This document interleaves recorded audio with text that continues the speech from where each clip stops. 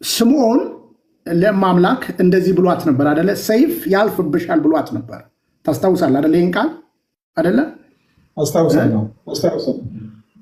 ይህን ቃል በምንድን ነበር የምታስበው? ሰይፍ ያልፍብሻል ሲል በሰይፍ ትሞታለች የሚል መረዳት ነበረ ያለ መረዳት?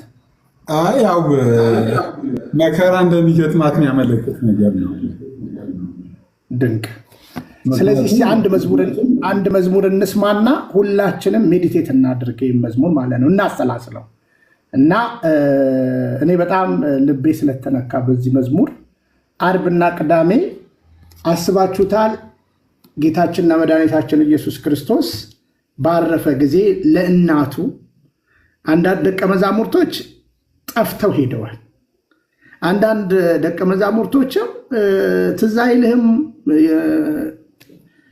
እነሳለሁ ብለው አምተውታል እሱን ለራሱ እና አንድ መዝሙር እንስማና ከዛ በኋላ የእህታችንን ምስክርነት እንሰማለን።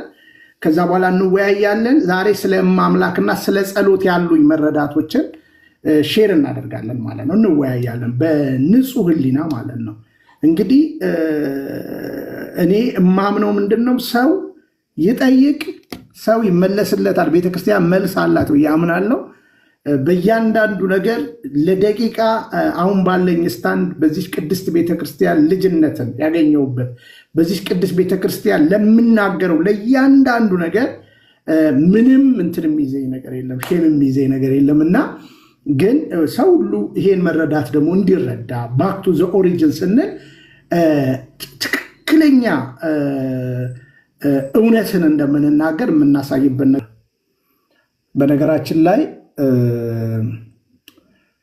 መጽሐፍ ቅዱስ ከነናይዝድ ተደርጎ እጃችን ላይ እንዴት እንደገባ አባቶቻችን ይቅርታና ስለመሸ በቃ መዝግኛችሁ ልውጣ።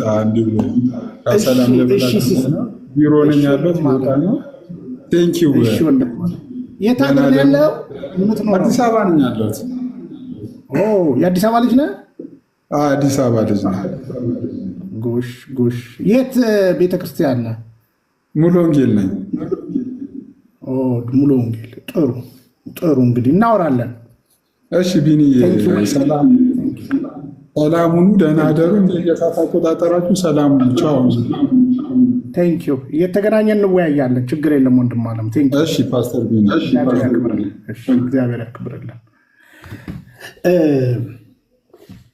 ስለዚህ ሰሞኑን በሰከነ ነገር አንዳንድ አባቶቻችንንም አናገር ያለው ቸርች ፋዘር ብለን የምናነሳቸው በፕሮቴስታንቱም በቴዎሎጂ ኮሌጅ ያሉ አባቶች ምን ብለው ነበረ?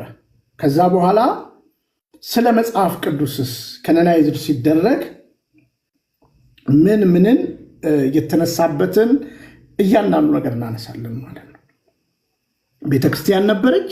መጽሐፍ ቅዱስንም በእንዲህ ሁኔታ ሰድራ የሰጠችን ቤተክርስቲያን ነች። ዘመኑን እናየዋለን። በየዘመናቱ አባቶች ምን አሉ? መጨረሻ ላይ ግን በ390 ግድም አባቶቻችን ያቀረቡን ነገር አለ። በዚህ አጋጣሚ በነገራችን ላይ አሁንም በሰከነ ነገር እንድታጠኑ የምንፈልገው ስዕል አድኖንም አባቶቻችን በእንዲህ ሁኔታ ነበር ያቀረቡልን ማለት ነው። በእንዲህ ሁኔታ ነው ያቀረቡልን ማለት ነው። ስለዚህ ለምሳሌ ስለ ስዕል አድኖ እማምላክንና ጌታችንና መድኃኒታችን ኢየሱስ ክርስቶስን ለስም አጠራሩ ክብር ምስጋና ይግባው ቅዱስ ሉቃስ ነው የሳለው። ይሄ እንግዲህ አባቶቻችን ያስቀመጡት ነው። የቅዱስ ሉቃስን ወንጌል ስንቀበል የቅዱስ ሉቃስን ሐዋርያት ሥራ ጻፈው ብለን ስናስብ ቅዱስ ሉቃስ እማምላክን ልጇን እንዴት ነበረ ያስቀመጠው የሚለውን እናነሳለን ማለት ነው። ከዛ እንደገና ደግሞ እንመጣና እንግዲህ ጌታችንና መድኃኒታችን ኢየሱስ ክርስቶስ ለስም አጠራሩ ክብር ምስጋና ይግባው ቀራንዮ ላይ ሲውል የዋለበትን ስዕል አድኖ ቅዱስ ዮሐንስ ነው የሳለው። አሁን የ100 ዓመት ታሪክ አይደለም። ለዚህ ነው ፕሮቴስታንት ውስጥ ስለ አይከን ኮርት ሲወሰድ ጠንከር ብላችሁ መጠየቅ አለባችሁ። ስዕል አድኖ ሌላ ነገር አይደለም። ስለዚህ ስዕል ምን ማለት ነው? ዘጸአትን እናነሳለን። ከዚህ በፊት ያነሳነው ነገር አለና ይህንን በእውነት ሰሞኑን በውስጥ የደወላችሁ ልጅነት ወንድሞች አላችሁ፣ አስረድቻለሁ። ብዙዎቻችሁ እግዚአብሔር ይመስገን ገንዘብ አድርጋችሁታል ሀሳቤን እና በዚህ ዙሪያ ትምህርቶች እንጀምራለን። የቤተክርስቲያን አባቶች እናነሳለን። ከዛውን ቅድም የተነሳው ነገር አለ። ሉተር ሲወጣ ምንድን ነበር ይዞ? 5ቱ ብቻዎች ብቻ ነው ወይስ ሌሎች ውስጥ? አሁን ቅድም ዲያቆን ፍቅራብ ያነሳው ጥያቄ አለ። ዲያቆን ፍቅራብ ያነሳው ጥያቄ በሉተር ልብ ውስጥ ምንድን ነበረ? ስለ እግዚአብሔር መንፈስ ቅዱስ ምን ያስብ ነበረ? ስለ ጌታችንና ስለ መድኃኒታችን ኢየሱስ ክርስቶስ ሉተር ምን ያስብ ነበረ? ከዛ በኋላ እያየን እያንዳንዱን ነገር እናመጣለን ማለት ነው። ስለዚህ በሰከነ ነገር ትምህርታችንን ባለን ጊዜ እንቀጥላለን፣ እንወያያለን። ዛሬም የተወሰኑ ሀሳቦችን ሄኖክ ያስተምረናል፣ የተወሰኑ ሀሳቦች ይችረናል ብዬ አስባለሁ። ሌሎቻችሁም ፍቅረ አብም እንደዚሁ ስለማምላክ እናነሳለን ማለት ነው። ግን እንድትረዱ የምፈልገው ባክ ቱ ዘ ኦሪጂን ስንል ሌሎቹ መንገዶች ያመጡት ጣጣን በአንክሮት እናያለን ማለት ነው። ስፔሻሊ በክርስትና ስም ያሉት እስልምና በ600 ክፍለ ዘመን ላይ የተጀመረ ነው። እንግዲህ እስልምና ሞኖይዝም ነው። ሞኖይዝም የመጣበትን ነገር ደግሞ ወደፊት የምናነሳበት ነገር ይኖራል ማለት ነው። በፍጹም አክብሮት ማለት ነው። እና ይሄ እንግዲህ ፍራሽ አዳሽን እንዳልኳችሁ ነው። ፍራሽ አዳሽ እኔ ምንደኛ ነው ብዬ ነው የማስበው። ቦልድሊ እነሱ የሐሰተኛው ክርስቶስ መንገድ ጠራጊዎች ናቸው የምለው፣ እነዛኞቹ ኑፋቄ ነው የምለው። እነዚህኞቹ ግን የሐሰተኛው ክርስቶስ እያንዳንዳቸው ተገለጠልን የሚሉት ክርስቶስ ሐሰተኛው ክርስቶስ ነው። ይህም በማስረጃ ተናገር ያለው በጋሻው አየሁት ያለውን በማስረጃ ያየውን አንስቼ አስቀምጬላችኋለሁ።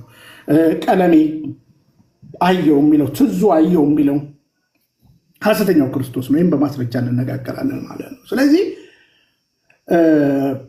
መጽሐፍ ቅዱስ ይይዛሉ እንጂ መጽሐፍ ቅዱስ አያውቁም። ከዛ በኋላ ግን የመጡት አባቶች ወደፊት የመጡት አባቶች እነገሌ ብዬ ማንሳት ይችላሉ። ኢትዮጵያዊ አባቶች በጻፉት መጽሐፍት ላይ ብዙዎቹ ሌላ ክርስቶስን ነበር ሲናገሩ የነበረው።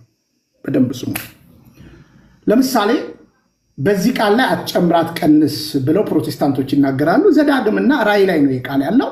ይህን ቃል ግን ለሙሉ መጽሐፍ ቅዱስ ወስደው ምንም ቃል መጨመር የለበትም ይላሉ። ታዲያ በታሪኩ ቅር ውስጥ 90ው ቤት ላይ 2 አባቶች ተነስተው በፕሮቴስታንት ውስጥ ጌታ ኢየሱስ ክርስቶስ በዚህ ጊዜ ይመጣል የሚል ጽሑፍ ጽፈዋል፣ መጽሐፍ ጽፈዋል። አንዱ በመሰረተ ክርስቶስ ቤተክርስቲያን የሚታወቅ አባት ነው፣ ተኩ ይባላል።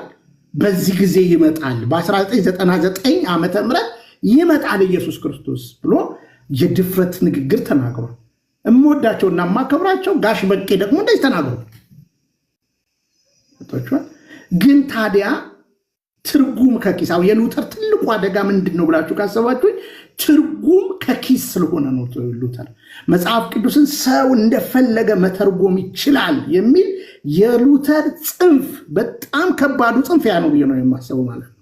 እነዚህ ተሐድሷውያን የሚባሉት ፕሮቴስታንቱ ያሉት ትልቁ ክራይሲሳቸው ውድቀታቸው መጽሐፍ ቅዱስን በሐዋርያዊ ቅብብሎች ስላልመጣ ትርጉም ከኪስ የሚል ነው። አመጣላችኋለሁ። እሱ ነው በተግባር ተግባራዊ ውቅሮ። ለምሳሌ አሁን አነሳውላችሁ። ኢየሱስ ክርስቶስ በዚህ ጊዜ ይመጣል። ጌታችንና መድኃኒታችን ኢየሱስ ክርስቶስ ስለ መምጫ ሲንገረን በተባለ ጊዜ ምንድን ነበር ያለው? በዛ ጊዜ አያውቅም ማለት አይደለም፣ አምላክ አይደለም ማለት ነው ብላችሁ ልታስቡ ትችላለች። አምላክ ነው፣ አልተናገረም። አባቴ ያውቃል፣ አያውቅም አይደለም፣ ያውቃል። በዚህ ጊዜ ቢላቸው የሚመጣውን ነገር ደግሞ ልታስቡ ትችላላችሁ ማለት ነው። ይሄ ግን ከአባት በቀር የተባለለን ንግግር ምንድን ነው የሚለውን ነገር ሰከን ብለን ማሰብ አለብን። ታዲያ መጽሐፍ ቅዱስ ብቻ ያሉ ፕሮቴስታንቶች ጌታ ኢየሱስ ክርስቶስ በዚህ ጊዜ ይመጣል ብለው መተለማቸው በአብ ስራ ላይ፣ በአባት ስራ ላይ፣ በእግዚአብሔር ስራ ላይ እንደ መዳፈር አይቆጠርም? ትርጉም እንግዲህ የቃል ትርጉም ምን ያህል አደጋ እንዳለው ለዚህ ነው ቤተክርስቲያን በአንድምታ ታምናለች። ለምሳሌ ቀደም ወንድማችን በመዘመረው መዝሙር ላይ አባቶቻችን ትክክለኛውን ነገር ሲያስቡ ከመቅደላዊት ማርያም በላይ እማምላክ ነች ስለ ልጇ መከራ የምትረዳው። ስለዚህ በግልጽ ሰሞኑን ዶንኪ ቲዩብ ላይ አይታችሁ ከሆነ አባታችን ሲያስተምሩ ነበር ማለት ነው። ያቺ ሕፃን ብላቴና እግዚአብሔር እንግዲህ በብላቴኖች መናገር ጀምሯል እና ቀድሞ ለሷ ነው እና ከዛ ትሄዳለች ወይ ኒውትራል የእናንተን ወላጆች አስባችሁ ማለት ነው። ስለዚህ እማምላክ ነች ቀድማ ያየችው። እኛ መጽሐፍ ቅዱስ ብቻ የሚል ኮንክሉዥን ስለሌለ ማለት ነው። ምክንያቱም አባቶቻችን የሰደሩልን መጽሐፍ ቅዱስ አለ። መጽሐፍ ቅዱስ የበላይ ነው። ከዛ በተረፈ ግን የተቀመጠልን ግልጽ የሆነ ነገር አለ ማለት ነው። ሌላ እንግዲህ በዚህ በጾሙ ጊዜ በነገራችን ላይ ብንጾም እንጠቀማለን። እኔ በነገራችን ላይ ጾም ለጤና ምናምን ከሚለው አይደለም። እሱን ከዶክተር ጋር ተመካከሩ። ለጤና ሳይሆን ጾም መጽሐፍ ቅዱሳዊ ነው። ከገባችሁ ማለት ነው አይደል? እንደዛ ነበር። እንዲህ ነበርን ሰዎች ወደ መቅደሱ የምናየው ወደ ክርስቶስ ወደ ቅዱስ ስርዓት የምናየውን ዞር አድርገን ወደ ሰው እንሰግዳለን። ማን ዞር እንዳለ ከምስረታው ቆም ብሎ ለማሰብ ስለዚህ እናነሳለን በቅንነት። ስለዚህ እግዚአብሔር ኦምኒፕሬዘንት ነው፣ በሁሉ ቦታ ይገኛል ብለህ ዲፌንስ የምትከላከለኝ ከሆነ ከተገኘ አለ ብለህ ካመንክ የመገኘቱ ውጤት እንዴት ይታያል ብዬ ቻሌንጅ አደርጋለሁ። ስለዚህ ቆም ብለህ ማስተዋል አለብህ ማለት ነው። ስለዚህ ከመቅደሱ ወደ ምስራቅ ተመልከቱ። ከዛ ውጪ የምእመን የአገልጋዮችም ትናይዞ ማለት ነው። ስለዚህ ካህናቶች እንኳን አንዳቸው አባት በዚህ ወደ ምእመኑ ፊታቸውን ሲያዞሩ ሌሎቹ ካህናቶች ወደ መቅደሱ ነው ማፎከሳቸው ማለት ነው፣ በእያንዳንዱ ስርዓት ማለት ነው። እና በጣም እንዳልኳቸው እቺ ቅድስት ቤተክርስቲያን ቤዚክ ዶክትሪኗ ቀኖኗ ቅዱስ ትውፊቷን ስታዩት ባክቱ ዞሪጅን እውነተኛይቱ የሐዋርያት ቤተክርስቲያን። አሁን አንዳንዶች የምታስቡን ነገር አለ። ሐዋርያቶቹ ይሄን ነገር አላደረጉም ብላችሁ የምታስቡ ሰዎች አላችሁ ማለት ነው። ሐዋርያቱማ ያደርጉ ነበረ። አይታችሁ ከሆነ በሐዋርያት ሥራ ምዕራፍ 4 ላይ እኮ ወደ መቅደስ ሲሄዱ እኮ ነው። ሐዋርያት ሥራ ምዕራፍ 4:12 ላይ መዳን በማንም የለም እንድንበት ዘንድ የተባለው እኮ ወደ መቅደስ ሲሄዱ ነው። ወደ መቅደስ ሲሄዱ ነው። ወደ መቅደስ አትሂዱ የሚል ወደ መቅደስ አትሂዱ የሚል አስተምሮ መጽሐፍ ቅዱስ ላይ የለም ብላችሁ ካለ የለም አይኬድም ወደ መቅደስ ከተባለ እንነጋገር። ከዛ በተረፈ ጌታችንና መድኃኒታችን ኢየሱስ ክርስቶስ ለስም አጠራሩ ክብር ምስጋና ይግባው ሲናገር ምን ብሎ ተናግሯል? ሐዋርያት ሥራ ምዕራፍ 1:7 ላይ እንደዚህ ይላል፣ ኃይልን እስክትቀበሉ በዚህ ቆዩ። እነሱ እንግዲህ የጠየቁት ጥያቄ የለ የእስራኤልን መንግስት ለመች ትመለሳለህ? ይሄ ለእናንተ አልሰጣችሁም። ኃይልን በተቀበላችሁ ጊዜ ከኢየሩሳሌም፣ ይሁዳ፣ ሰማርያ እስከ ዓለም ዳርቻ። ስለዚህ የመጀመሪያ የቤተክርስቲያን አባቶች በሄዱበት ሁሉ የመቅደስ ስርዓትን አላስተጓጎሉም። ይሄ ማለት በቅዱስ ትውፊት የመጀመሪያ ቤተክርስቲያን ለምሳሌ ኤፌሶን ብታዩ የተሰሩት ቤተክርስቲያኖች ቀላል አይደለም። ሮም እነ ጴጥሮስ የሰሩ ሄዳችሁ ማየት ትችላላችሁ ማለት ነው። እና ሲሪየስ የሆነ ነገር ነው መገንዘብ ያለባችሁ ማለት ነው። እና ይህንን በሰከነ ነገር ማየት እንችላለን። ስግደት ፈትኖናል እንዳልኳችሁ። እኛ ለእግዚአብሔር ብቻ ስገዱ ብለን እናስተምር ነበረ። ስግደት ሳይገባል ደግሞ ለእግዚአብሔር አንሰግድም ነበር። እንሰግድ ነበረ ከተባለ እስቲ በማስረጃ አሳዩኝ። እንንበረከክ ነበር አልጋችን ጎን። በነገራችን ላይ ፈረንጆቹ በካቶሊክና በመካነ ኢየሱስና በቃለ ሕይወት ያመጡት አንዱ ነገር ምንድነው መሰላችሁ? ከኦርቶዶክስ ተዋሕዶ ቤተክርስቲያን ለመውጣት ህዝቡን ለማውጣት የተጠቀሙበት የአምልኮ ስርዓት ምን እንደነበር ላሳያችሁና ወደሚቀጥለው መርሃ ግብር እንምጣ። አንደኛ ጭብጨባ አያስፈልግም። ቃለ ሕይወት፣ መካነ ኢየሱስ ከ90ው በፊት በጉባኤያቸው ላይ ጭብጨባ አያስተናግዱም ነበር።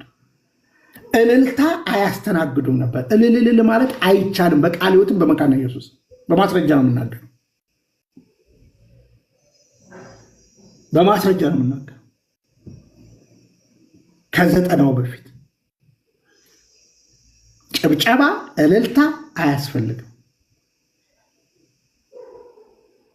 አለባበስ የምዕራባውያን አለባበስ ነበር። አይታችሁ ከሆነ በቤተ ክርስቲያን ታሪክ በአገሪቷ ታሪክ ራሱ ባንክ ቤቶች ከረባት ማሰር ያስጀመሩ። ያው ከረባት ቆይቻለሁ ካቆምኩኝ፣ ያው ጦር ስለሆነ ስሩ ያለው ወደ መሬት እንዳይሰፋይ ከረባት ቀድሜ ነው ያቆምኩትና ኮለራው ነው። ብዙ የፕሮቴስታንት አባቶች አሁን ኦፊሻል ኮለር ማድረግ ጀምረዋል። እሺ በኋላ አሁን ከምጠይቃቸው ወንድሞች በኋላ ሄኖክና ፍቅራብ ሌሎቻችሁ ማሳብ ትቀጥላላችሁ። ከዛ በዘማሪት ብሩክታይት ትዘምሪያለሽ። ኬኬት ነው ቢኒ ይሰማል? አዎ ከየት ነው? እሺ ይኸውልህ እኔስ እንደው በምታምነው አምላክ ይዣለሁ። አልገባኝም። ማን ነው? ኬሲ ቼክ አድርጉልኝ። አቤኒ ነው ቅድም አቤኒ ጂሰስ ነው አቤኒ ጂሰስ ቅድም ብሎክ አድርገው ያልኩክ። ቆይ አይደረግ ተይው። ቆይ እንግዲህ ይሄ ሰው በጣም ረባሽና ባለጌ ነው ቢኒ፣ በእውነት ስለማታውቀው ነው። አቢ ረባሽና ቦዘኔውንም እኮ እግዚአብሔር መለወጥ ይችላል። ስለዚህ ተረጋጉ። ቆይ እንዴ ይስደበንና እናናግረዋለን ቀስ ብለን።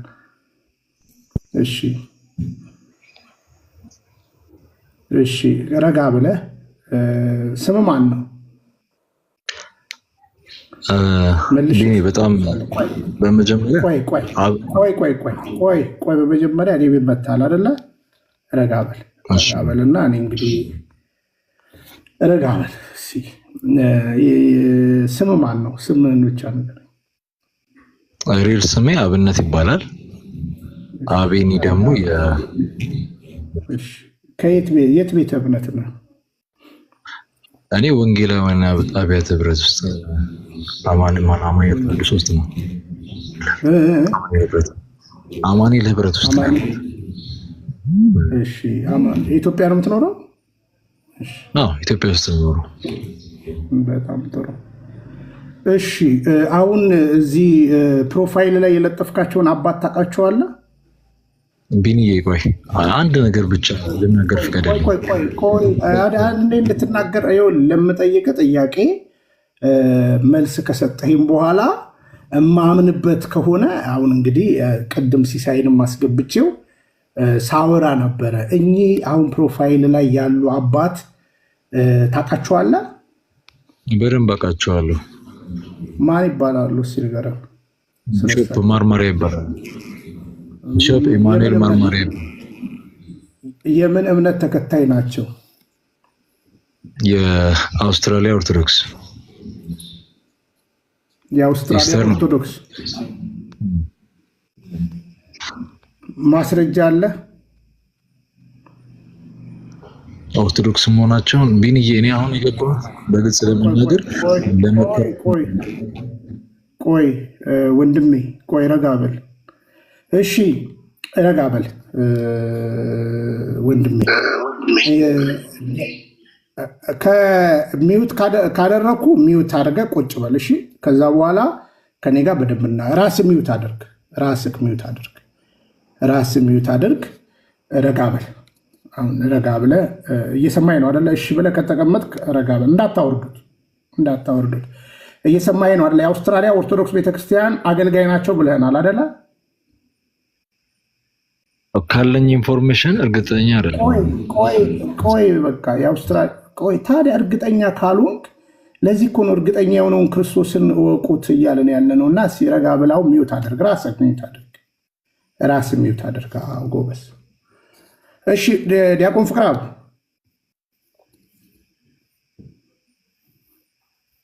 ዲያቆን ፍቅራብ አለ። እሺ ስለዚህ አባት እንግዲህ የአውስትራሊያ ኦርቶዶክስ እምነት ተከታይ ናቸው ነው የሚለው ወንድማችን። ስለኛ አባት ጥቂት ነገር ክሊር አድርግልንና ከዛ በኋላ ወንድማችን ለሚያነሳው ሐሳብ ደግሞ እንቀጥላለን ማለት ነው። ምክንያቱም እኛ አባት ለምሳሌ እኔ በዛ ወጣት መደብደባቸውን አክሰፕት አላደርግም። ለምሳሌ እኛ አባትን እንደገና ደግሞ በእስልምና በጣም አማከብራቸው አባት አሉና በጣም ማከብራቸው አባት ሀጂ ሙፍቲ እና ማንም ትልቅ ሰው አይጎዳ፣ ማንም ትልቅ ሰው። እኛ አባት ግን የምን እምነት ተከታይ እንደሆኑ ባጭሩ ትሰማለህ ማለት ነው። ከሰማ በኋላ ከዛ በኋላ በምጠይቅ ጥያቄ በወንጌል አላፍርም ካልከኝ እድል ሰጣለሁ ማለት ነው። እሺ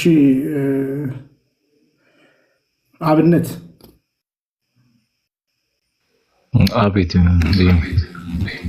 አንተ ንስጥራውያን ነህ? አይደለሁም። ስለዚህ ግን አሁን አንድ ደቂቃ ብትሰጠኝ ደስ ይለኛል። በትህትና ጋር ቆይ አሁን እኮ ገና መች ጀመርኩ። አማኑኤል የት ናት? የት ህብረት ላይ ነው ያለው? አለሁት ወይ ዘኔጋ? አዎ የአዳራሽ እኮ የኛ አዳራሽ እንደነበር ታውቃለህ? እኔ ወሎ ሰፈር ጉባኤ እግዚአብሔር ቤተክርስቲያን አዳራሽ እንደነበር ታውቃለህ? እኔ እዛ ነበርኩ። ረቢኒ ተወኝ መናገር ከደልኝ ቆይ ታውቃለህ ወይ? አይ ቆይ ብዙ ሰዎች ቆይ አሁን በኔ ቆይ መናገር መፈለግ አብነት ቆይ አብነት እየሰማኝ ነው አይደል? እንግዲህ እንዳታስገባው ምናምን ሲሉ ያው አመልህን ያዩ ወንድመቶች መቼም እኔ ዘኔ ያው እያንዳንዱን ነገር አውቃለሁ። የአማኑኤል ቤተክርስቲያን ምስረታ ከመጀመሪያ ጀምሮ ስለማቅ፣ ስለዚህ አንተ አማኑኤል ውስጥ ያለው ሰው ከሆንክ እንግዲህ በዛ ዙሪያ እንትን እናደርጋለን። እስኪ በቪዲዮ ቪዲዮ ክፈት። ትልቅ ሰው ነህ እንዴ? ወጣት ነኝ። እስኪ ቪዲዮ ክፈት። እስኪ የአዳራሽ የኛ ነበር 24 ሺህ ብር ነበር የምንከፍልበት በ1990ዎች ውስጥ አባቶቻችን ሲጣሉ ተዘጋ። ከዛ በኋላ እና ለማንኛውም ምንድነው የመጀመሪያው ነገር ማድረግ ያለብህ ንስጥራውያን ካልሆንክ ከትልቅ አክብሮት ጋር አብነት የኛ አባትን ፎቶ አውርደህ አብነት ባይሆን የዘነበን ፎቶ የነብይ ዘነይን ፎቶ ታደርግና ለመሰለ እስካሁን ሰዓት ድረስ ራሱ የኛ አባትን እኛ አባት እኛ ለምሳሌ እኔ በጣም አዝኛለሁ፣ ሲወጉ ደንግጫለሁ። ማንም በሰውነቱ እናከብራለን። ይሄ ያንን ቲክቶክ ከመስራቴ በፊት ራሱ በዚህ ፕሮግራም ላይ ምናልባት እነ ዲያቆን ፍቅራ የምታውቁ ከሆነ አንስተን ነበር እና ከዛ በኋላ ግን ስለ ትምህርታቸው እንመጣለን። ምክንያቱም ትምህርታቸው ምን ይመስላል የሚለውን በአንክሮት ማየት አለብን። አንተ አሁን ኦርቶዶክስ ናቸው።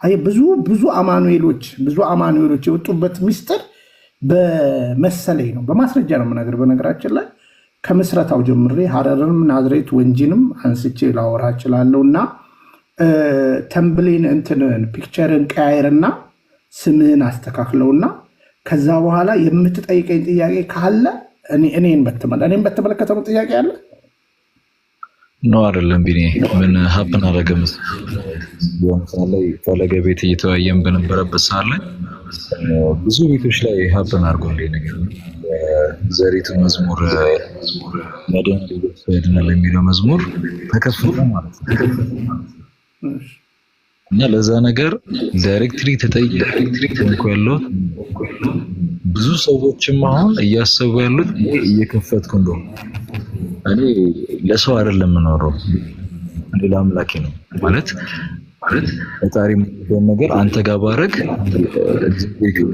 ሰላም ነው። ለምሳሌ አንተ የፔንቴ ሙዚክ የስማት ካል ማይ ዘንድ ነው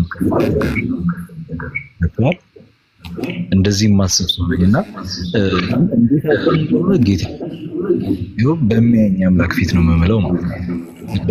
ይቅርታ ፕሊዝ አቤን ይቅርታ ቢኒ ይቅርታ አቤ ቆይ እውነት እንዲያወራ ስለምፈልግ ብቻ ነው ቢኒዬ በእውነት ይቅርታ ነበርሽ እንዳንቺ ቢኒዬ ሰው እኮ ካጠፋ ይቅርታ ይጠይቃል ኢንፎርሜሽን የሰጠው ቆይ አውቃለሁ እውነት እያወራ ስላልሆነ ነው ቆይ ስሚኛ አቤ ስሚኛ እኔ ለምሳሌ እኔ ጋር አንድ ሰው የሆነ ቀን ገባ ማን ነበር ማርቆስ ትዝ ይላችኋል ገብቶ ጊታር መምታት ጀመረ ገብቶሻል ስለዚህ ሐሳቡን ይጨርስ እኛ ደግሞ የፍቅር ሰዎች መሆን አለብን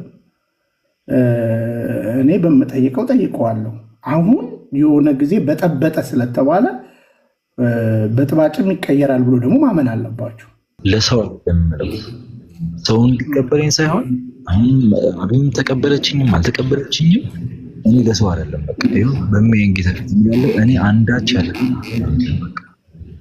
ይሄን ነው በቃ ጥሩ በቃ ካላደረክ በቃ ስለዚህ እኔ ለመምህር ፈለጋት ማቴዎስ ምነግረዋለሁ መልካም አሁን አንድ ነገር አድርገልኝ እንደገና ትመለሳለህ የኛ አባትን ትምህርት ተረዳክ ኦርቶዶክስ እንዳልሆኑ የንስጥሮስ ትምህርት ተከታይ እንደሆኑ ስለዚህ እንትናቸውን ቀይርና ስምህን ደግሞ ኬኪው ምናምን ነገር ተውና አብነት ባላለው ብለህ ተመልሰና ራስ ወርደ ብሎክ ስላደረኩ ማን ነው ብሎክ ያደረገ በከፋቱት ኬኩ ከፋቱት ፍቱት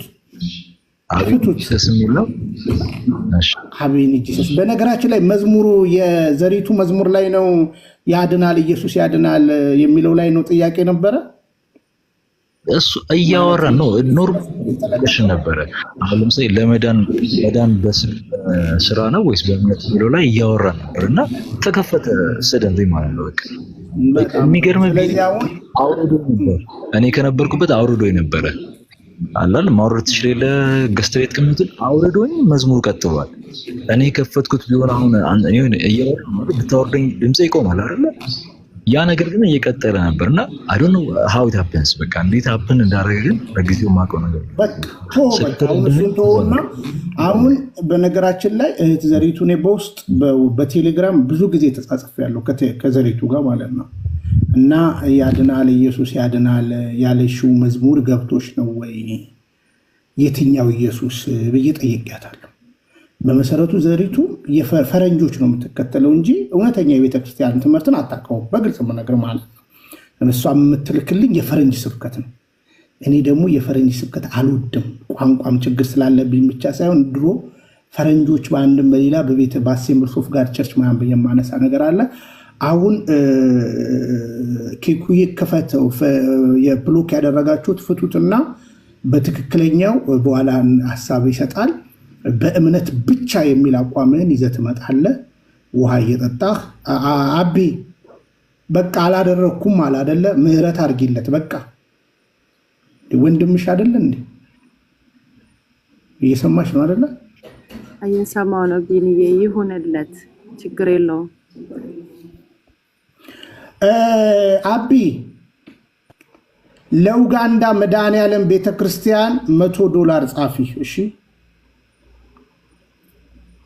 200 አርገው 200 ጻፊ በቃ እንወድሻለን ጎበስ ኬኩ ፍታው እሺ ቢኒ በጣም ወዳለሁ ምር ብዙ ስላንተ መሰማው አይደል ተባል ነበር ምን እንደዚህ አዳማጭ መሆነ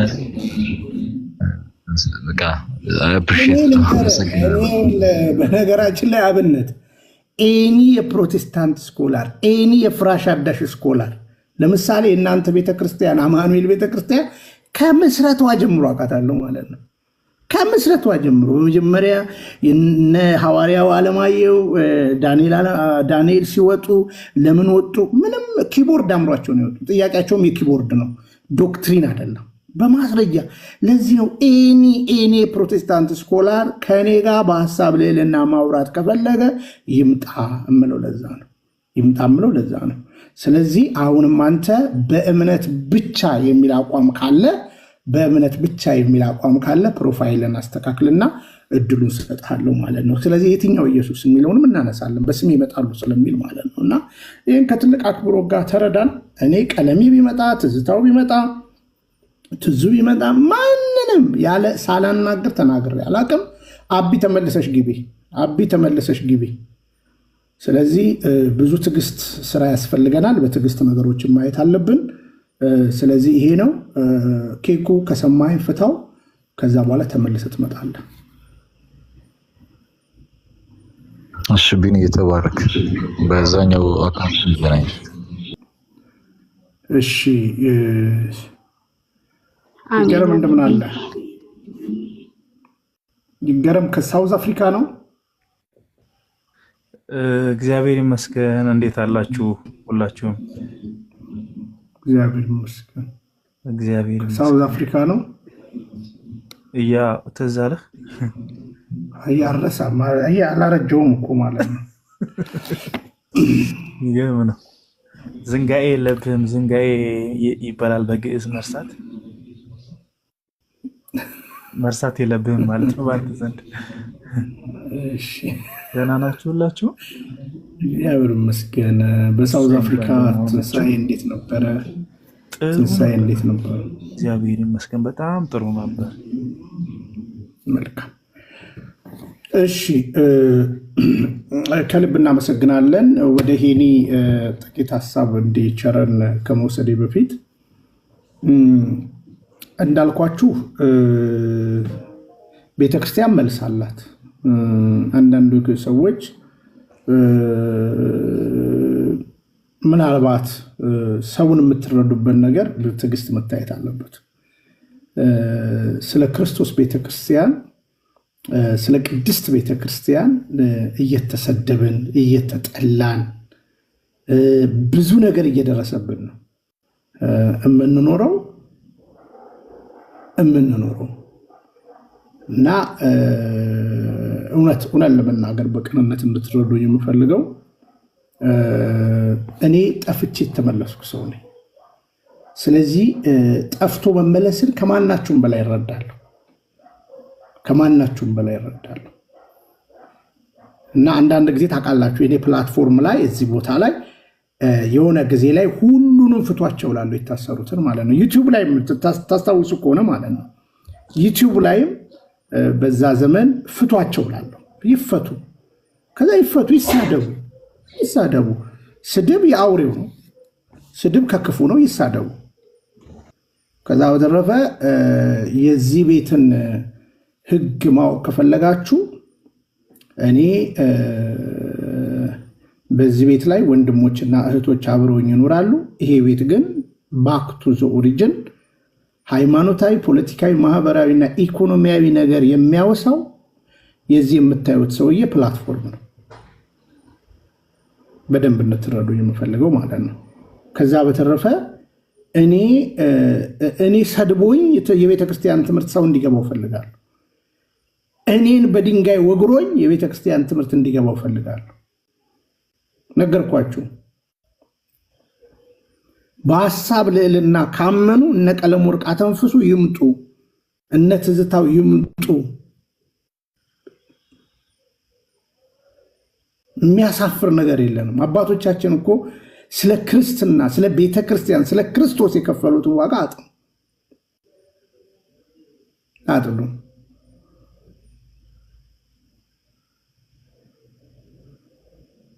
እና ይህን በደንብ አስምራችሁ ያዙልኝ። እኔ ነኝ ጠፍቼ የተመለስኩት፣ እኔ ነኝ የሚገባኝ፣ እኔ ነኝ ዛሬ በመቅደሱ ቆሜ ሳስቀድስ ነገሮችን እማይበት። ትላንትና ፕሮቴስታንት ውስጥ የጌታ ስጋና ደምን የምሰጥ ሰው ነበርኩ አይደለ? አሁን ግን በቤተ ክርስቲያን ውስጥ አወይ ወዮ የሚያሰኘኝ ስንት ነገር አለ። እየሰደቡን ይማሩ። ለክብራችሁ አትኑሩ፣ ለዝናችሁ አትኑሩ። በቃ ሰው አጠፋው ካለ በቃ አላደረኩም ካለ በቃ ፈራጅ እኮ እግዚአብሔር ነው። እኛ መች ፈራጅ ሆነን? መች ማን ነው ፈራጅ ያደረገ? ማን ነው? እኔ እኮ አሁን በውስጥ ስንት ስንቶች ፕሮግራሜ ሊመሩኝ ይፈልጋሉ። ስንቶች በቀናይነት የሚያወራኝ እሰማለሁ።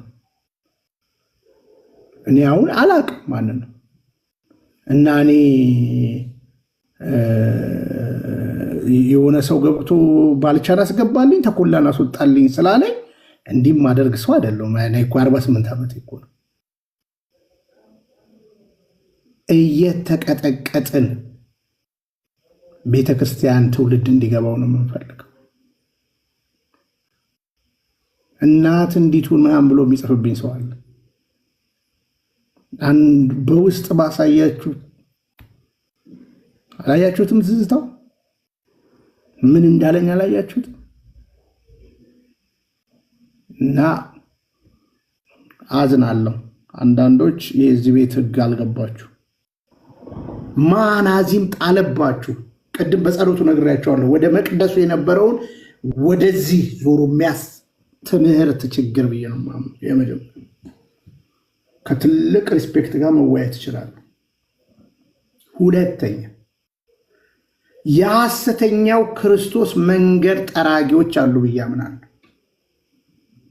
የሐሰተኛው ክርስቶስ መንገድ ጠራጊዎች እነዚህ ደግሞ በትምህርታቸው በምንም ይለያሉ። የምግቡ ውጤት ናቸው። ምግቡን ያልገባቸው ተሸክመውት ኖሮ እነዚህ ደግሞ ገብቶናል ብለው የምግቡ ውጤት የምንፍቅና ውጤት ወደ ሐሰተኛው የክርስቶስ መንገድ ጠራጊነት ያመጣቸው ሰዎች አሉ። እነዚህ ቀኑን ሙሉ እንደነቀለም ያሉ እማምላክ ሲሳደቡ ይከርማሉ። ቅዱሳን እነ ቅድስት አርሴማ ሲሳደቡ ይከርማሉ። መላእክት አይገባቸውም። ራሱ ክርስቶስ አይገባቸው። እነዚህ የሐሰተኛው ክርስቶስ መንገድ ጠራጊዎች ናቸው። አስመሬ ከነ ምክንያት አሳይቻቸዋል።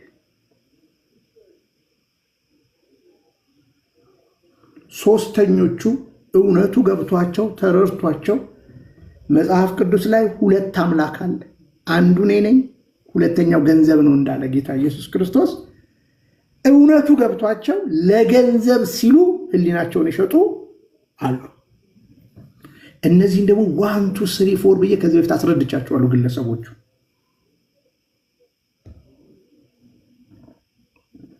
አለቀ። እነዚህን ሁሉ በትዕግስት እናያለን።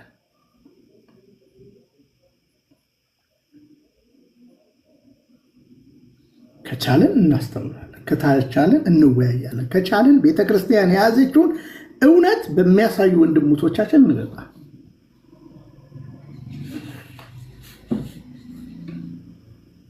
እና እነሱ ስለተሳደቡ እኛም አንሳደብም፣ እነሱ ስለተማቱ እኛም አንማት። የሚያሳድዷቸውን መረቁ እና ይሄን ሁሉ ነገር ገብቶን በሆነ ሰው ምናምን የሆነ ነገር ማድረግ የለብንም ወገኖች።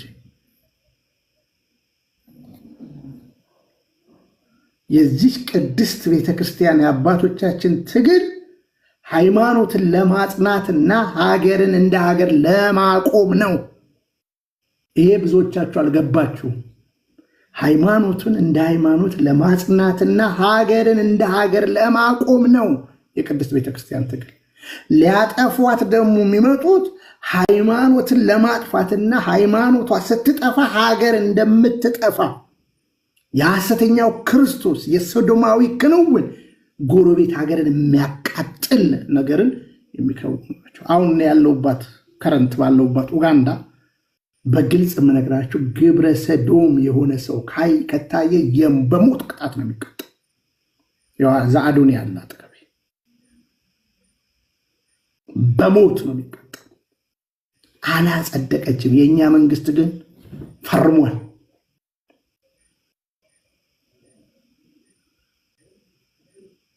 እኛ ብልጽግናንና የብልጽግና ወንጌልን ስቃወም እኔ በምክንያት የነገዋን ኢትዮጵያ የነገዋን አያለው። እንደሰው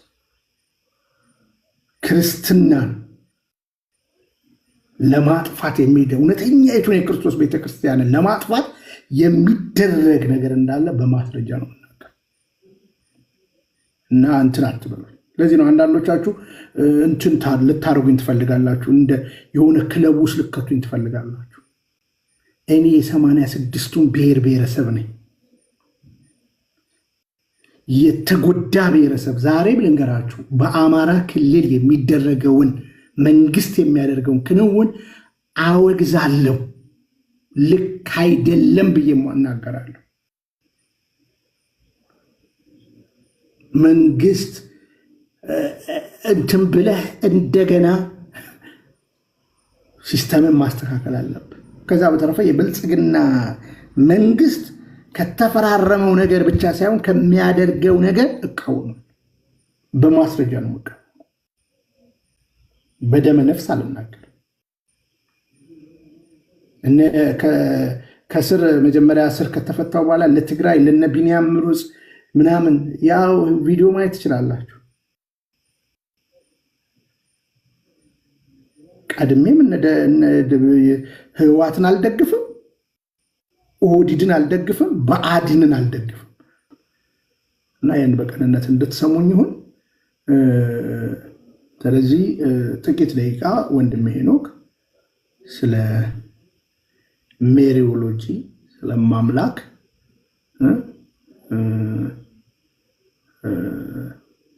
ሀሳብ ትምህርት ይሰጠናል፣ የቤተክርስቲያን ትምህርት። ከዛ በኋላ ፍቅረ አብም እንደዚህ እያለን እንቀጥላለን ማለት ነው። እና ይህም በፍጹም ትትና ይሄ ልጅ ተፈቷል፣ በዛው ጠፍቷል አይደለ? ፈተኳል አይደለ? ፍቅረ አብ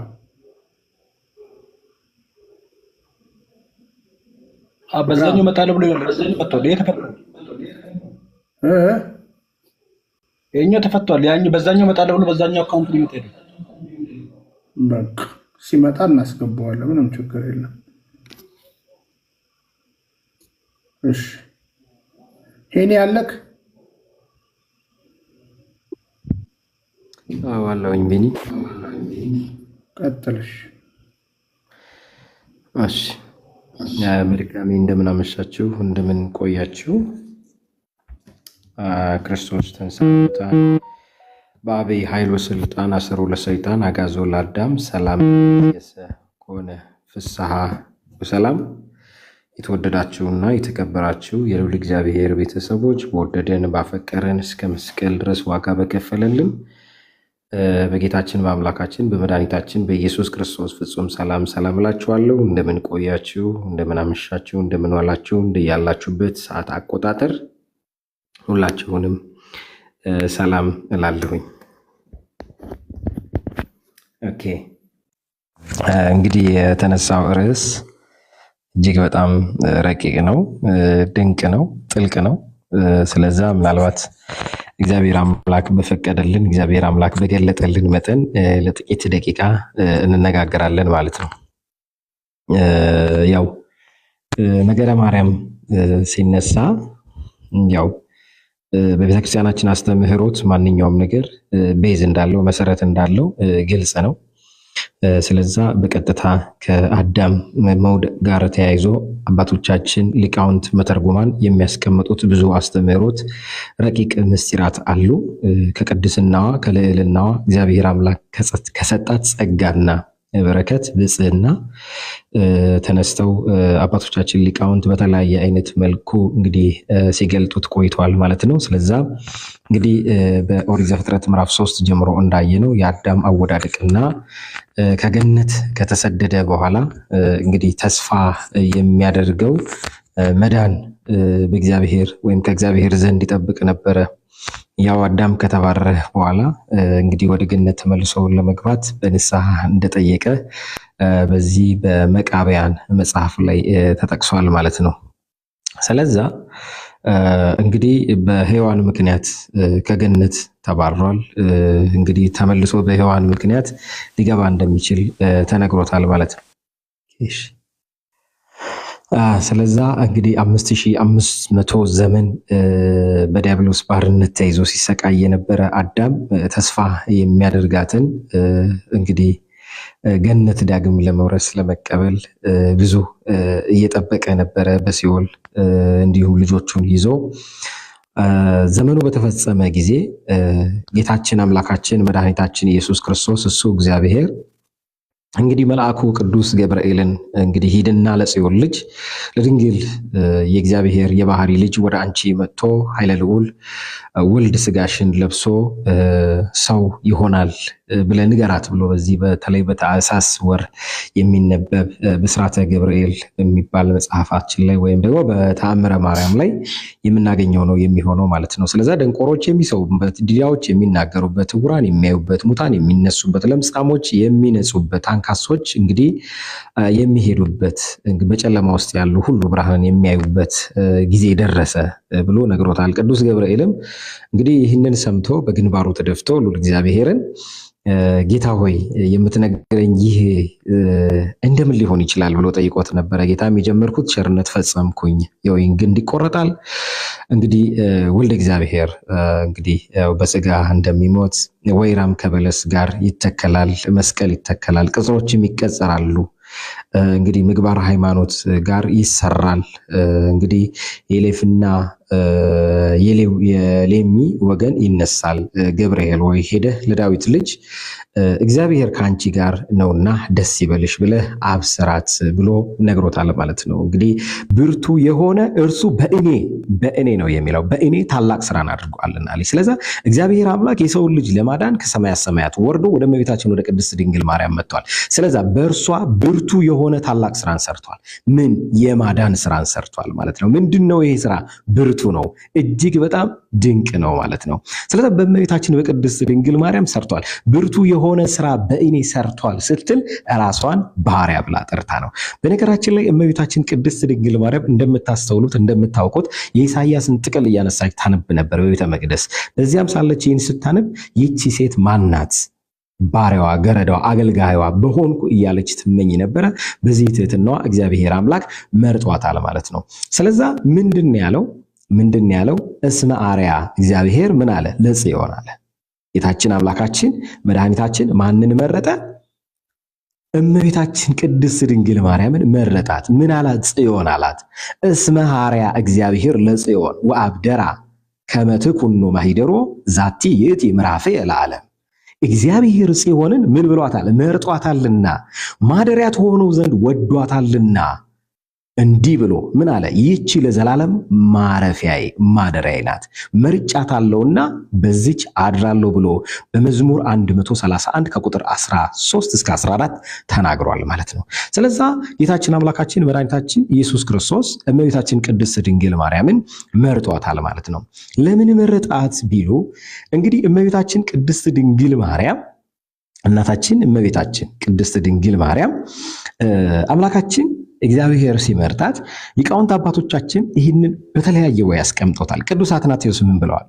እግዚአብሔር ዳኛዋ እንዲሆንላት ትጸልይ ነበረ አስቀድሞ እንጂ በወንዶች በመታየት ወይንም ለወንዶች በመታየት አትሻም ነበረ።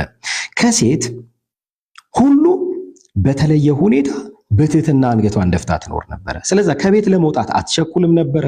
በሕዝባዊ ስፍራዎች የሚያውቃት ሰው አልነበረም። ማር እንደምትሰራ ንብ በቤቷ ውስጥ ብቻ መቆየትን ትመርጥ ነበር አሉ። ስለዚህ በቤቷ የቀረውን ሁሉ ለድሆች በቸርነት ትሰጥ ነበረ። ስለዚህ ቃላቷም ጥንቃቄን የተሞላ ነበረ። ድምጿን የተመጠነ ነበረ። ጮኻ አትናገርም ነበረ።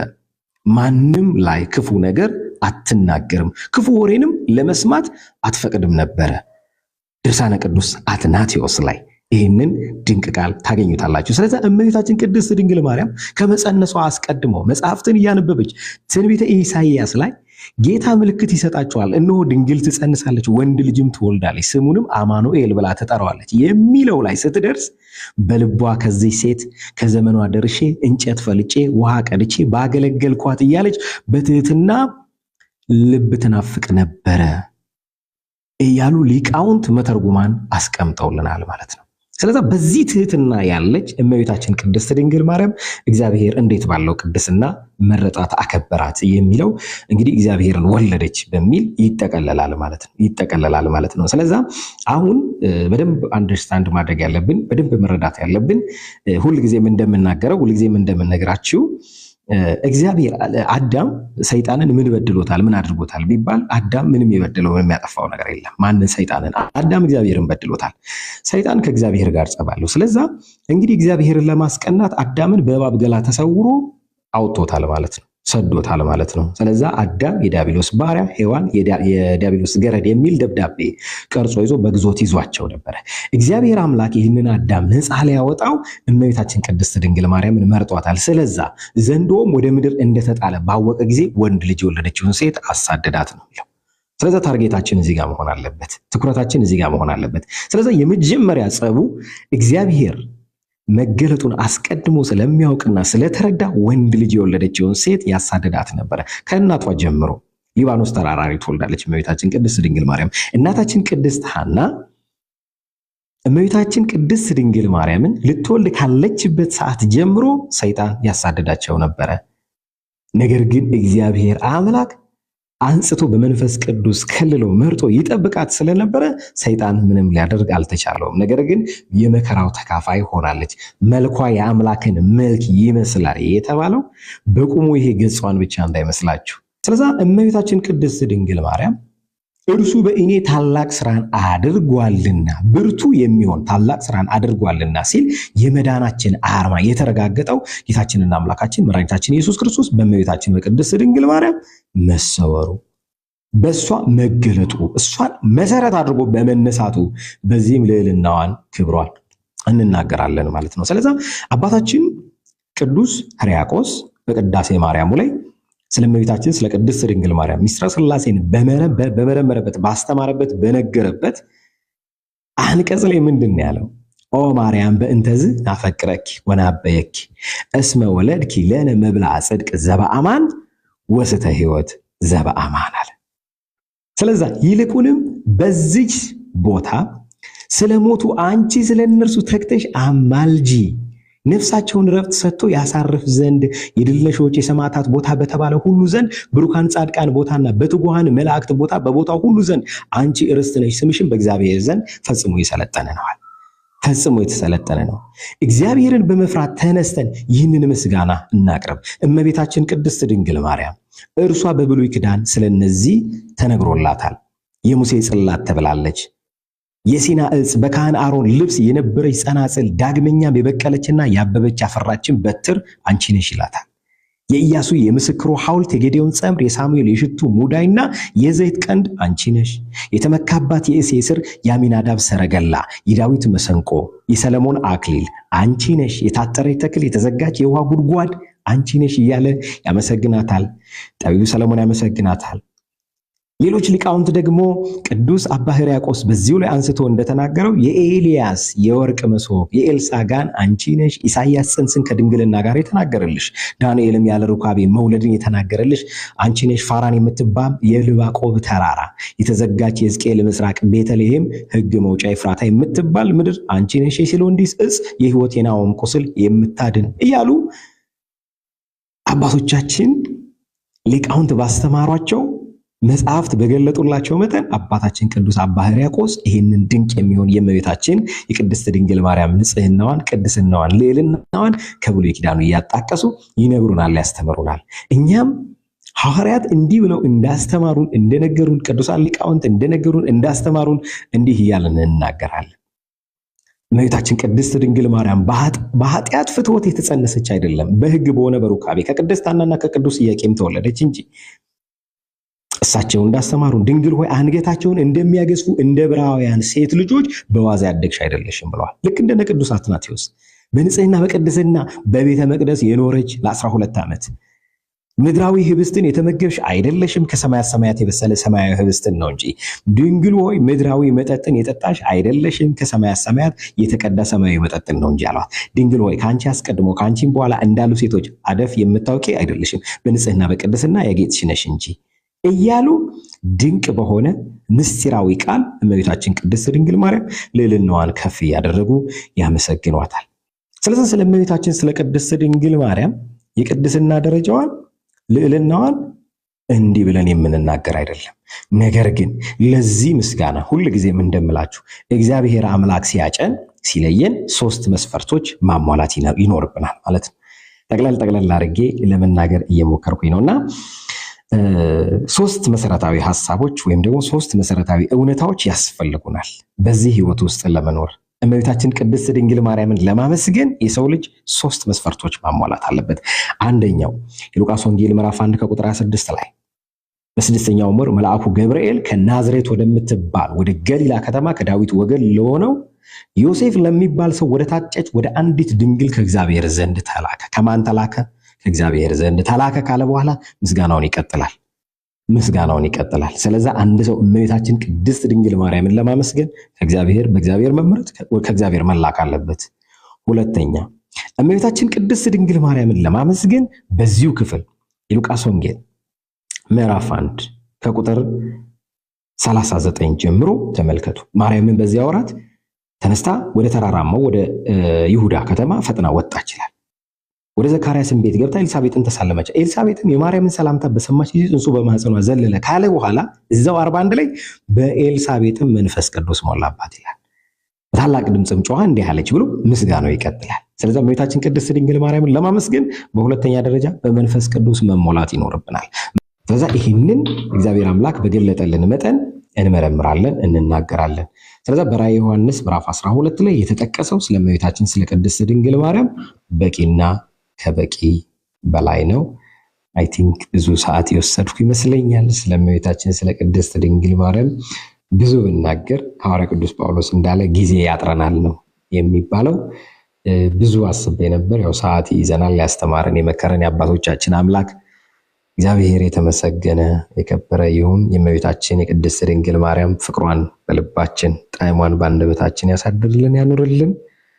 የቀረውን እኔ ባጎደልኩ እንግዲህ መንፈስ ቅዱስ ይሙላበት። ወንድሞቼም አሉ። ወስብሐት ለእግዚአብሔር ወለወላዲቱ ድንግል ወለመስቀሉ ክቡር። ይቆየ።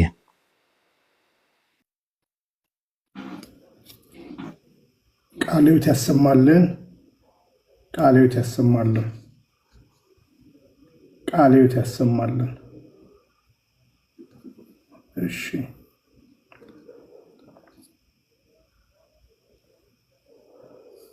እሺ ቃለ ሕይወት ያሰማልን።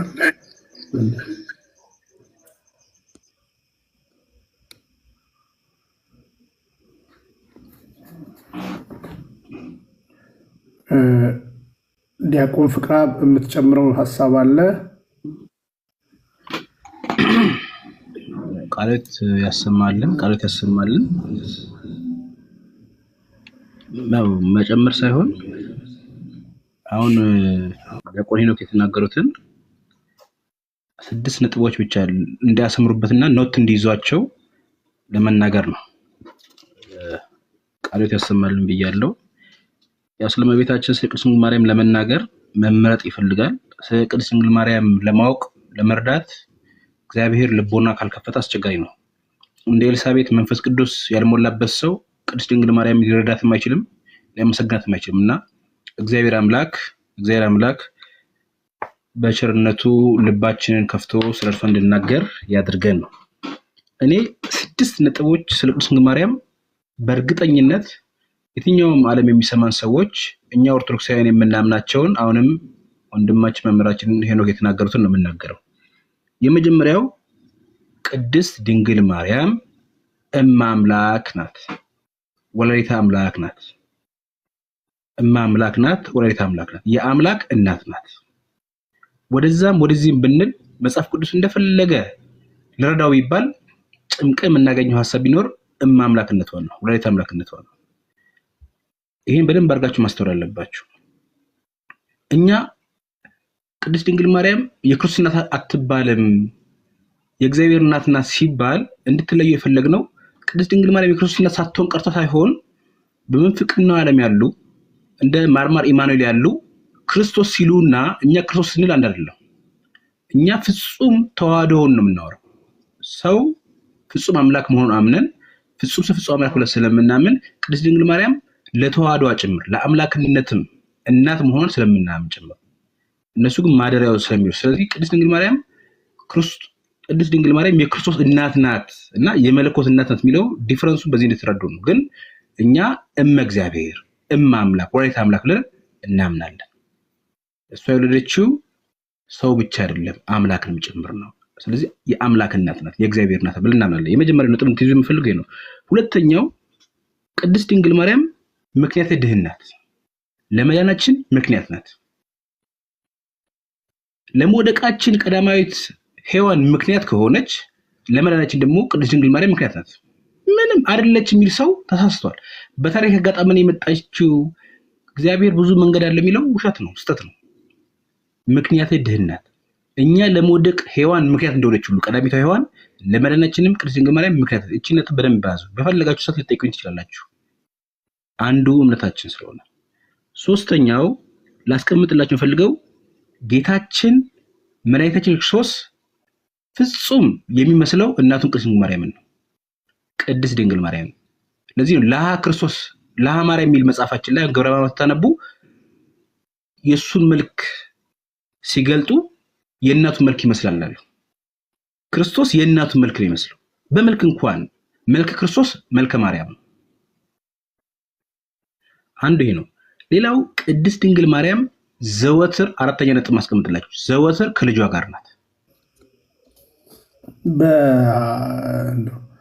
በሰከነ ነገር ማለት ነው። እሺ ጥያቄ ያለው ሰው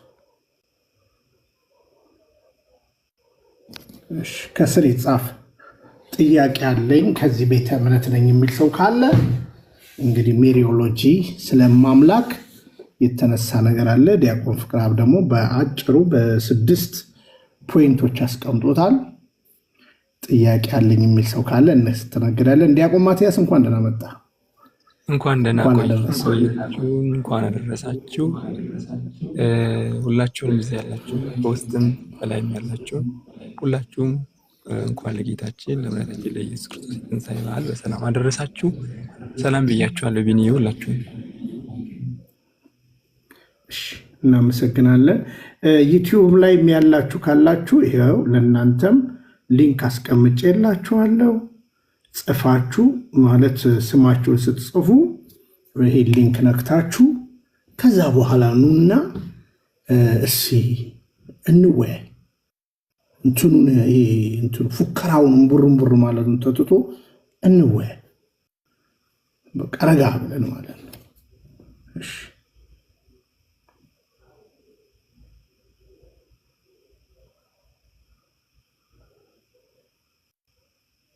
ሁላችሁንም እንኳን አደረሳችሁ እያለን ነው። እሺ አለኝ እኔ ቴክስታ ላይም እገሌ የሚባል ሰው አለ እያላችሁ ንገሩኝ፣ ወይም ጥያቄ አለኝ የሚል ሰው ካለ ዲያቆን ፍቅርአብ ትነግረኝና ሳበው እልሃለሁ ማለት ነው። ማንኛውም ሰው ካለ ማለት በመረዳት ማለት ነው። ቃላብ እሺ ቃላብ እሺ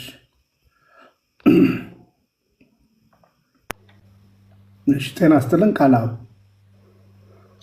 ወንድሜ ቢኒዬ ብፁዕ አምላክ ነኝ። እንዴት አመሻችሁ? ቃላብ አያቴ ናቸው። አባ ቃላብ ይባላል። በጣም ጥሩ። ለኡጋንዳ መድኃኔዓለም ቤተክርስቲያን በ24 ጀምረን በግንቦት ገቢ ማሰባሰቢያ እናስባለንና በዛ ጊዜ እንግዲህ መተክ ያው የሚያስፈልገው $300,000 ነው። $500,000 ያው የምታሰባስበው አንተ ነህ። ምክንያቱም ስም ቀይረህ ጥያቄ እንዳለው አዘናክተን ስለገባ እንድትዘጋጅበትም ለማሰባሰብ ያው ዱባይ ምናምን አውሮፓው በእጅ ስላለ ቀጣለሁ። ልክ ነኝ አይደለ? ዲያቆን ፍቅርአብ ልክ ነኝ አይደለ? ቀጣለሁ። ለካም ባያት ኮል ደግሞ ብዙ ይቆጠራል። ዛሬ ይቆጠራል። 3 እጥፍ ነው የሚሆነው። ብፁዕ አምላክ ደህና ነህ? እንዴት ነህ? እግዚአብሔር ይመስገን ደህና ነኝ። አገሬ እኮ ነው የገባው። አገሬ ከልጆቼ ጋር ከቤተሰቦቼ ጋር ነው ያለሁት። ኢትዮጵያ? አዎ። ጉሽ ኧረ በእናትህ ያ ዱባይ ያለ ወንድምህን እስኪ ስልክ ቁጥሩን በውስጥ ላክልኝ፣ እደውልለታለሁ። እሺ እሺ ልክልሃለሁ። እንደውንም ታስፈልገዋለህ ልክልሃለሁ። እሺ እማራለሁ። ከሌላ ቤተ እምነት ጥያቄ ያለው ሰው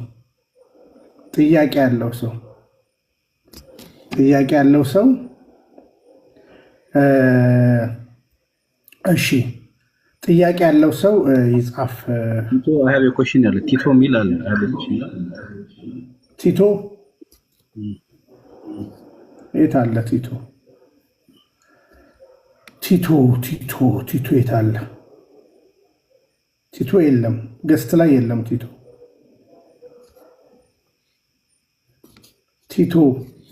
ቲቶና ወዶኛልና አዳነኝ ገስት ላይ ላኩ። ጥሩ ነው። ይምጡ።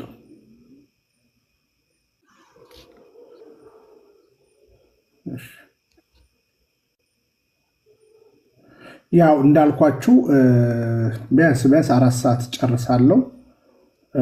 4 ሰዓት ነው እንትን ብለው ያ ቢኒያም አለ አይደለ? ኡጋንዳ ተሽከርካሪ ወንበር እንዳትገዛልኝ ነው አይደለ? ደረቅ ወንበር ላይ የተሰወርከው ማትወጣው አዶኒም ጠፋህ አይደለ?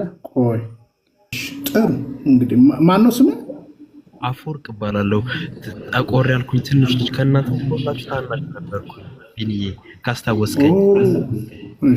አፈወርቅ አጭር ልጅ ለቡ ጋር ተገናኝተን ነበር 2 ዓመት በፊት ከባለቤት ጋር ሆነ መጥቼ ተነስቼ ሰላም ካስታወስ አንድ ካፌ እሺ መልካም እሺ ጥሩ እንግዲህ እኔ 92 93 ከ94 ጀምሬ ወይም 93 ክረምት ላይ ይመስለኛል ኤቢሲ የገባሁት አዲስ አበባ ባይብል ኮሌጅ ተተኪ ፓስተሮች 94 ጋምቤላ ነበርኩ መሰለኝ 95 6 ወር ወሎ ሰፈር 6 ወር ሚሽነሪ ነበርኩኝ። መልካም ወንድም አፈወርቅ እሺ ጥያቄ ምን ይሆን? እሺ ቢኒ ታማኝነት ስታገለግል ከህይወትህም ብዙ የተማርኩ ሰው ነበርኩ። በእርግጥ መሀል ላይ በአንዳንድ ነገር ምክንያቶች በስጋዊ ምኞት አለማሸነፋኝ ጊዜ በእርግጥ እግዚአብሔር ምህረት አድርጎልኝ በሃሎት አማኑኤል እግዚአብሔርን ቃል እካፈላለሁ አባለኝ። ነገር ግን ህይወት ያስቀናኝ ነበረ፣ መንፈሳዊ ነገር የነበረ ነገር ማለት ነው። ምሳሌም ነበር ረጅም ጊዜ እንደውም አንተ ቤት ውስጥ እንጸልይ ነበር። እንደዚህ ካለ የደቀ መዝሙር እነ ሊቁ አባት ታስታውሰዋለህ? ሊቁ እሺ አዎ እነሱ ጋር ሆኜ በጣም ታስተምረን ነበረ። ጥሩ የእግዚአብሔር ቃል መገለጥም ነበረ። ተምሬያለሁ ካንተ ማለት ነው። አሁን ሃይማኖትን ለምን ሳይሆን ማለት ነው እንደው የዛን ጊዜ ጌታ አብሮህ አልነበረም? እንደዛ ብለህ ነው የምታስበው? ቅዱስ የእግዚአብሔር መንፈስ ታስተምርበት የነበረው ያ መልካም መንፈስ ስተት ነበረ። ያንን ብቻ ለማወቅ አብሬ ተምሬ እግር ስር ቁጭ ብዬ ስለተማርን ብዙዎቻችን አሁን ምን ተገኝተው ነው አሁን እግዚአብሔር አብሮ የለም ወይም በቅድስት ቤተክርስቲያን ጋር እግዚአብሔር የለም ብዬ ማመን ሰው አይደለም። ነገር ግን እንደዚህ የነበርክበት ቦታ እንድትቀይር ያደረገ ነገር በእውነት ሰዎች ናቸው ወይስ ያንተ ውሳኔ? እንደ ታናሽ ወንድም ነው ዛሬ መምጠኝ በጨዋ ደንብ ማለት ነው። ዛሬም ስለማከብር ነገም ሙስሊምም ብትሆን አከብርሃለሁ፣ ችግር የለብኝም። ሌላም ሃይማኖት ቢኖር አከብርሃለሁ፣ ችግር የለብኝም። ከዚህ አንግልና ስለምንተዋወቅም ጭምር ነው። ሚዩት ላይ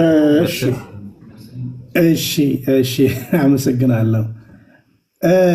እንግዲህ ወንድሜ በግልጽ አማርኛ እንድነግርህ የሚያስፈልገው መሰረታዊ ነገር እያንዳንዳችን እንግዲህ በፊታችን ስለተሳለው የክርስቶስ መስቀል መረዳታችን ብዙ አይነት ነገር ሊሆን ይችላል።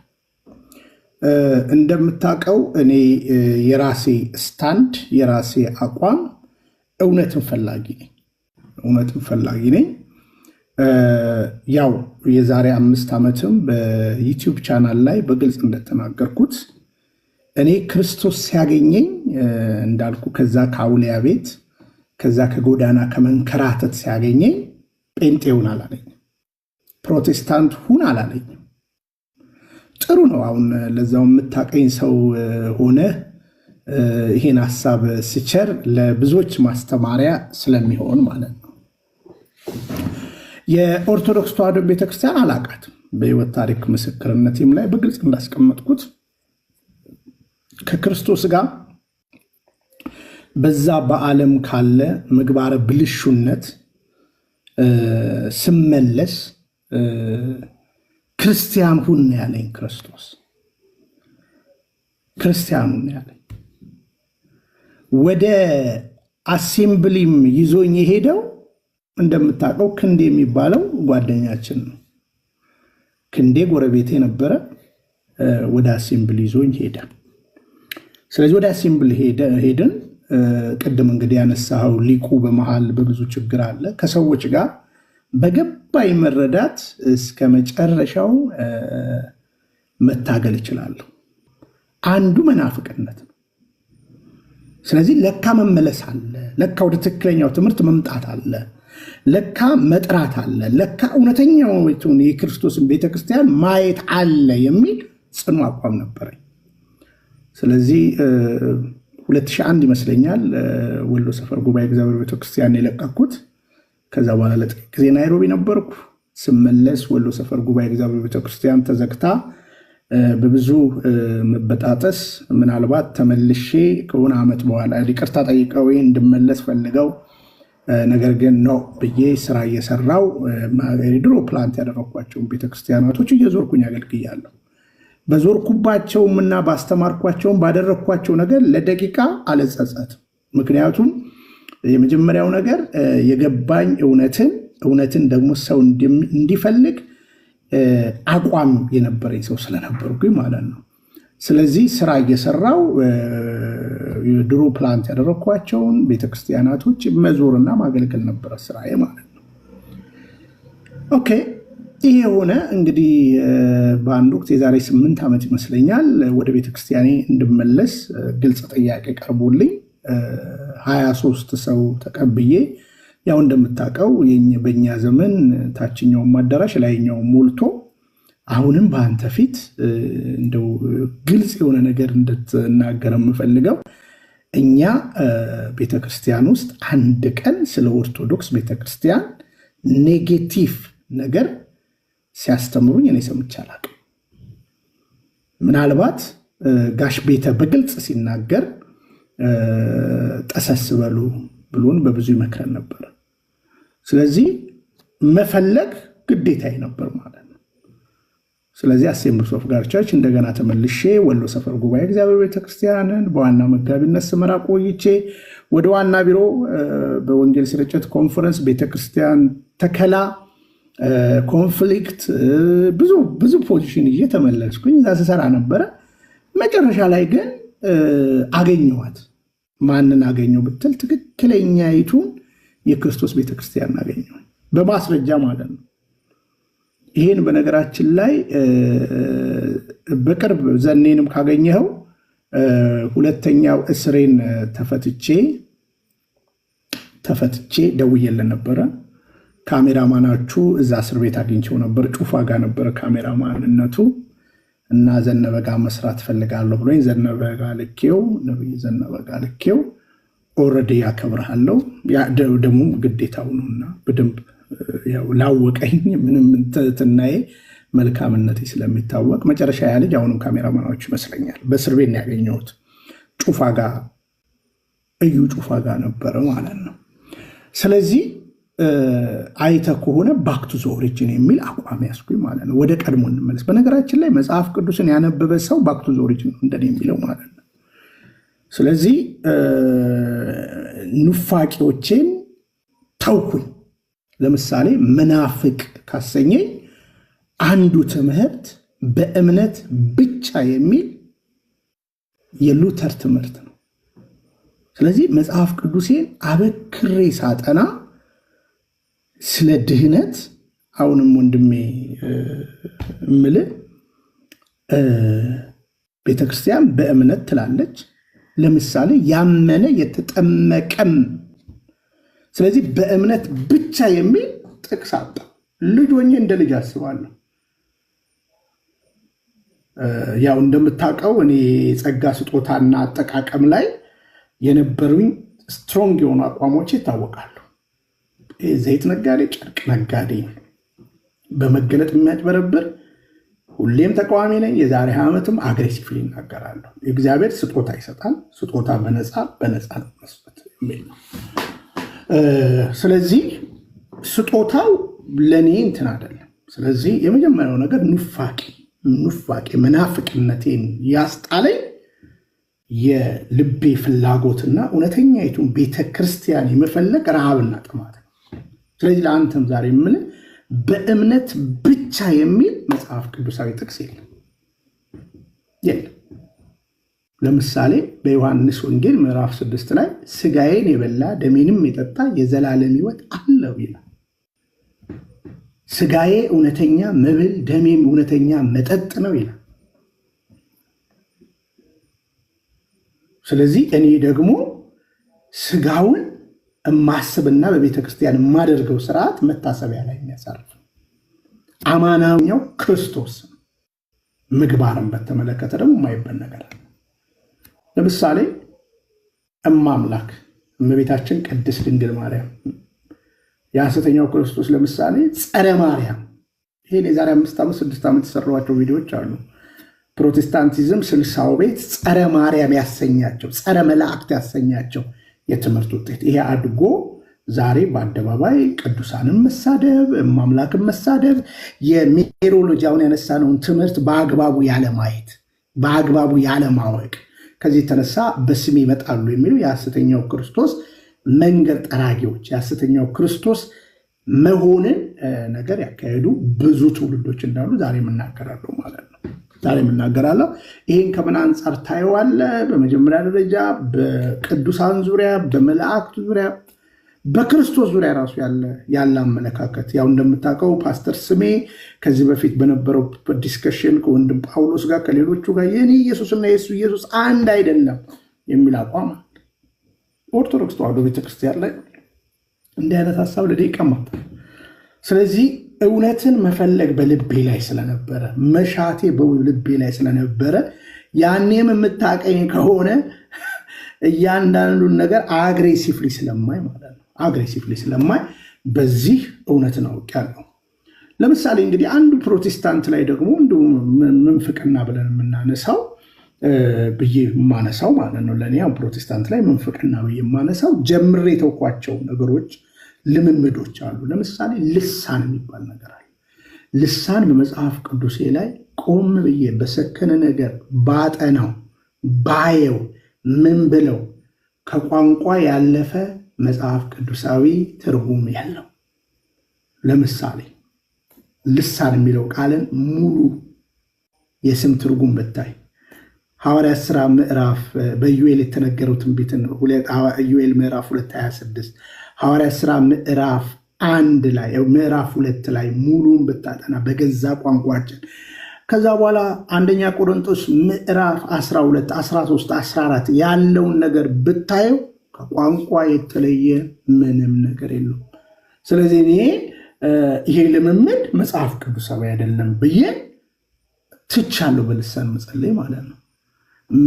እንደው በመተዌ ምናምን የሚጸጽት ነገር ምንም የሚጸጽተኝ ነገር የለም። ለዛውም የስጋ አርነት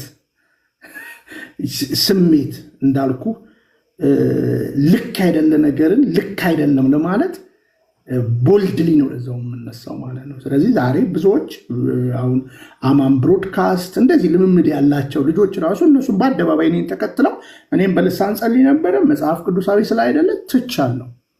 ይህን ቆም ብለን የምታስበው ደግሞ ፔንቴኮስታሊዝም በ1906 ዓ ም በእኛ ቤተክርስቲያን የተጀመረው አሴምብሊስ ኦፍ ጋድ ቸርች እንዴት ተጀመረ? ይህን ታሪካዊ ዳራውን ብታስበውና ብታየው በዛ ዘመን ላይ የቻይናና አውሮፓ አንድ ከተማ የዛ ቋንቋ ነው መጣባቸው የሚለው ጽሁፋቸው። ከዛ በተረፈ ግን ይሄ ጦጦጦጦ ቡቡቡ የሚለው ልምምድ ከጊዜ በኋላ የመጣ ነው። ይልቁኑ ኢትዮጵያ ውስጥ እነማ እንዳስገቡት ዋቢ ማስረጃ አለኝ። እነ ፓስተር ሴፉ እንደዚህ አይነት ሰዎች ናቸው ይህን ልምምድ ያለው። ምክንያቱም ቃልዮት በዚህ ስጦታ አታምንም፣ መካነ ኢየሱስ አታምንም፣ ባፕቲስቶች አያምኑም ነበር።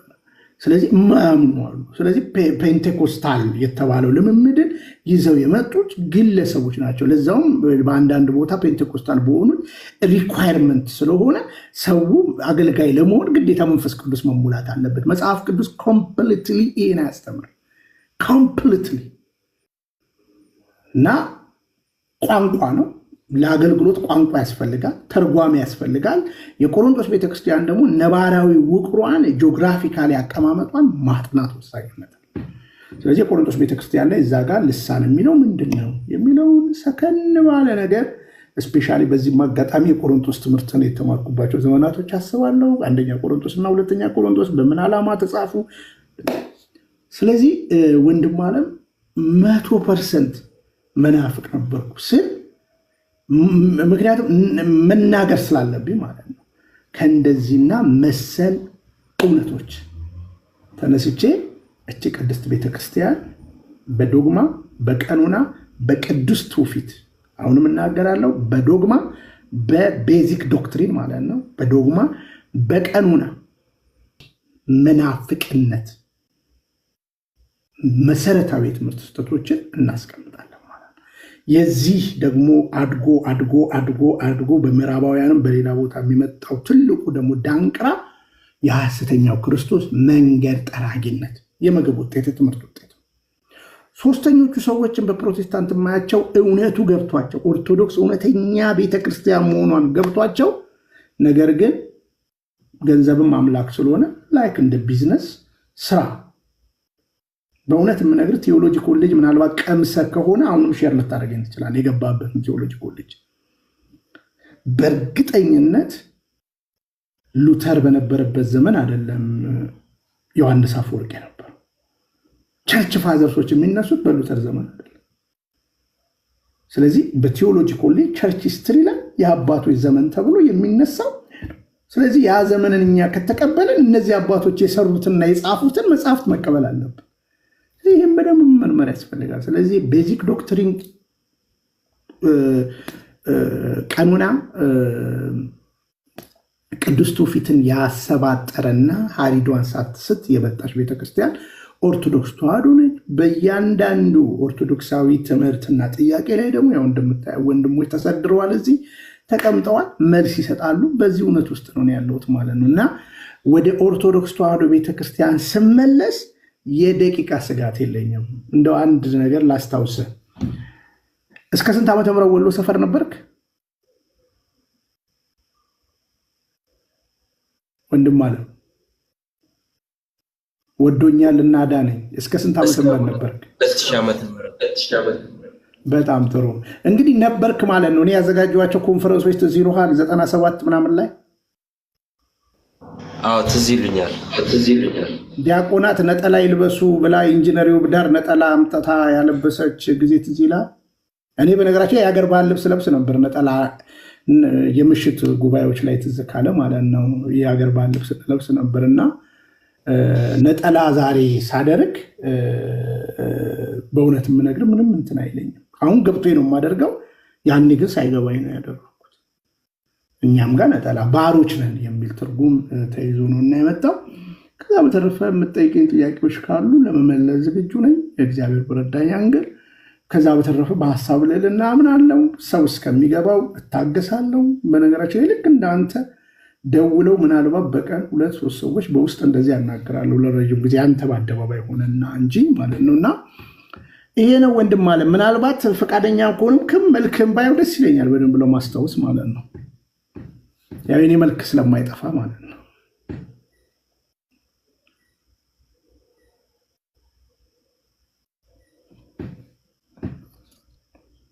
ቢኒዬ ይሰማል? አዎ ይሰማኛል። እሺ ወደ ሁለተኛው ጥያቄ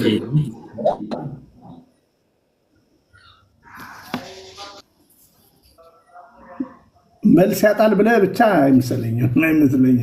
መልክሳ ላይ ሁለተኛ ጥያቄ ልምጣ። ሁለተኛ ጥያቄ ላይ መልክሳ ላይ ሁለተኛ ጥያቄ ላይ ልግባ።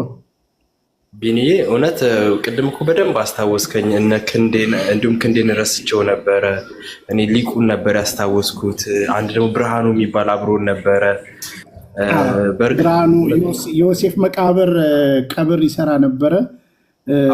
አሁን ታሞ በቤት ታስሯል። እንግዲህ በቻልኩት አቅም ኢትዮጵያ ያለው ለመጠየቅም ጥሪ ያለው ኢዮብ የሚባል ልጅ ነበረ። ኢዮብ የሚባል ልጅ ነበር ማሞ ሰፈር አካባቢ ብርሃኑና ኢዮብም ደግሞ እውነት ለመናገር በቅርብ ጊዜ ኢዮብ ረዥሙ ልጅ በቅርብ ጊዜ ደግሞ እሱም በማይሆን ህይወት ውስጥ ሆኖ አስኮ ድረስ አስኮ መናኸሪያ ነው ያለው ለማግኘት ጥሪ ያለው ማለት ነው።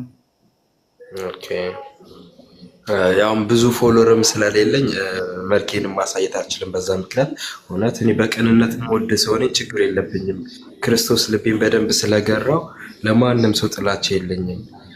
ግን ሁለተኛ ጥያቄ ማለት ነው እውነት ኦርቶዶክስ ቤተክርስቲያን ረጅም የሆነ ታሪክ አላት። ይሄ የማይካድ እውነት ነው። ምንም አይነት ጥላቻም የለኝም። እዚህም ያሉትም ወንድሞችም እንዲያውቁ የምፈልገው ነገር ግን በቤተክርስቲያናችንም ስለ ኦርቶዶክስ ጥላቻ ተሰብኮም አይታወቅም። ጥላቻም ደግሞ ኃጢአትም ስለሆነ አሁንም ያለው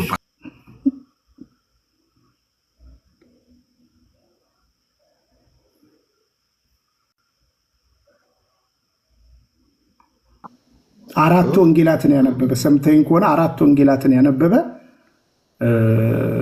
እሱ እውነተኛ ኦርቶዶክስ ይሆናል። ወደ እውነተኛ ኦርቶዶክስ ተዋሕዶ ቤተክርስቲያን ይመጣል ብዬ ነው የማምነው።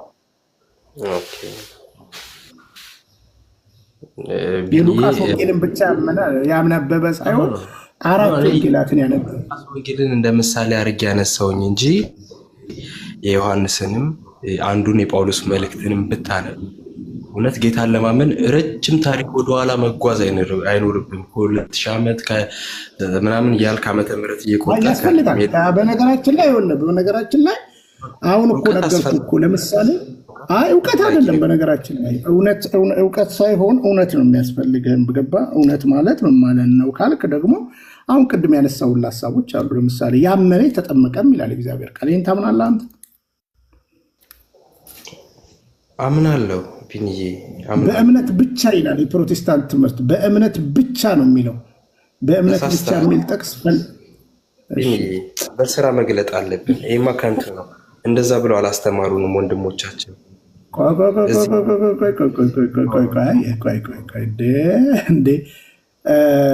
በእምነት ብቻ የሚል ትምህርት የለም ፕሮቴስታንት ላይ ነው የምትለኝ? እኛ ጋር በእምነት ብቻ አይደለም የሚለው።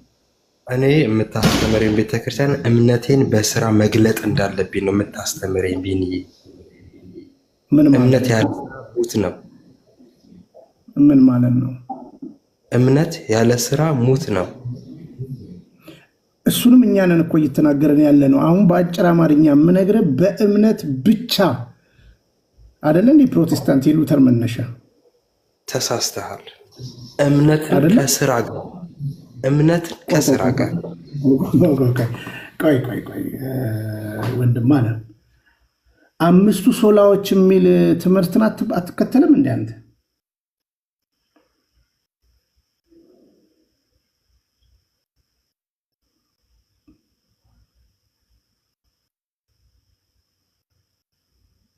እየጠየቅኩ ነው።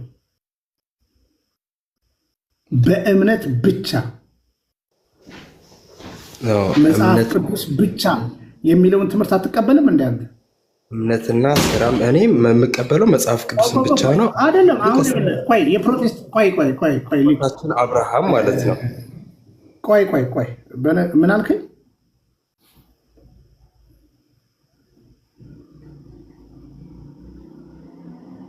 ምን አልከኝ?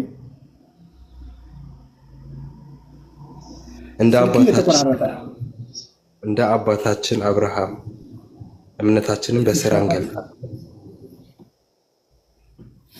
እንደ አባታችን አብርሃም እምነታችንን ከስራ ጋር።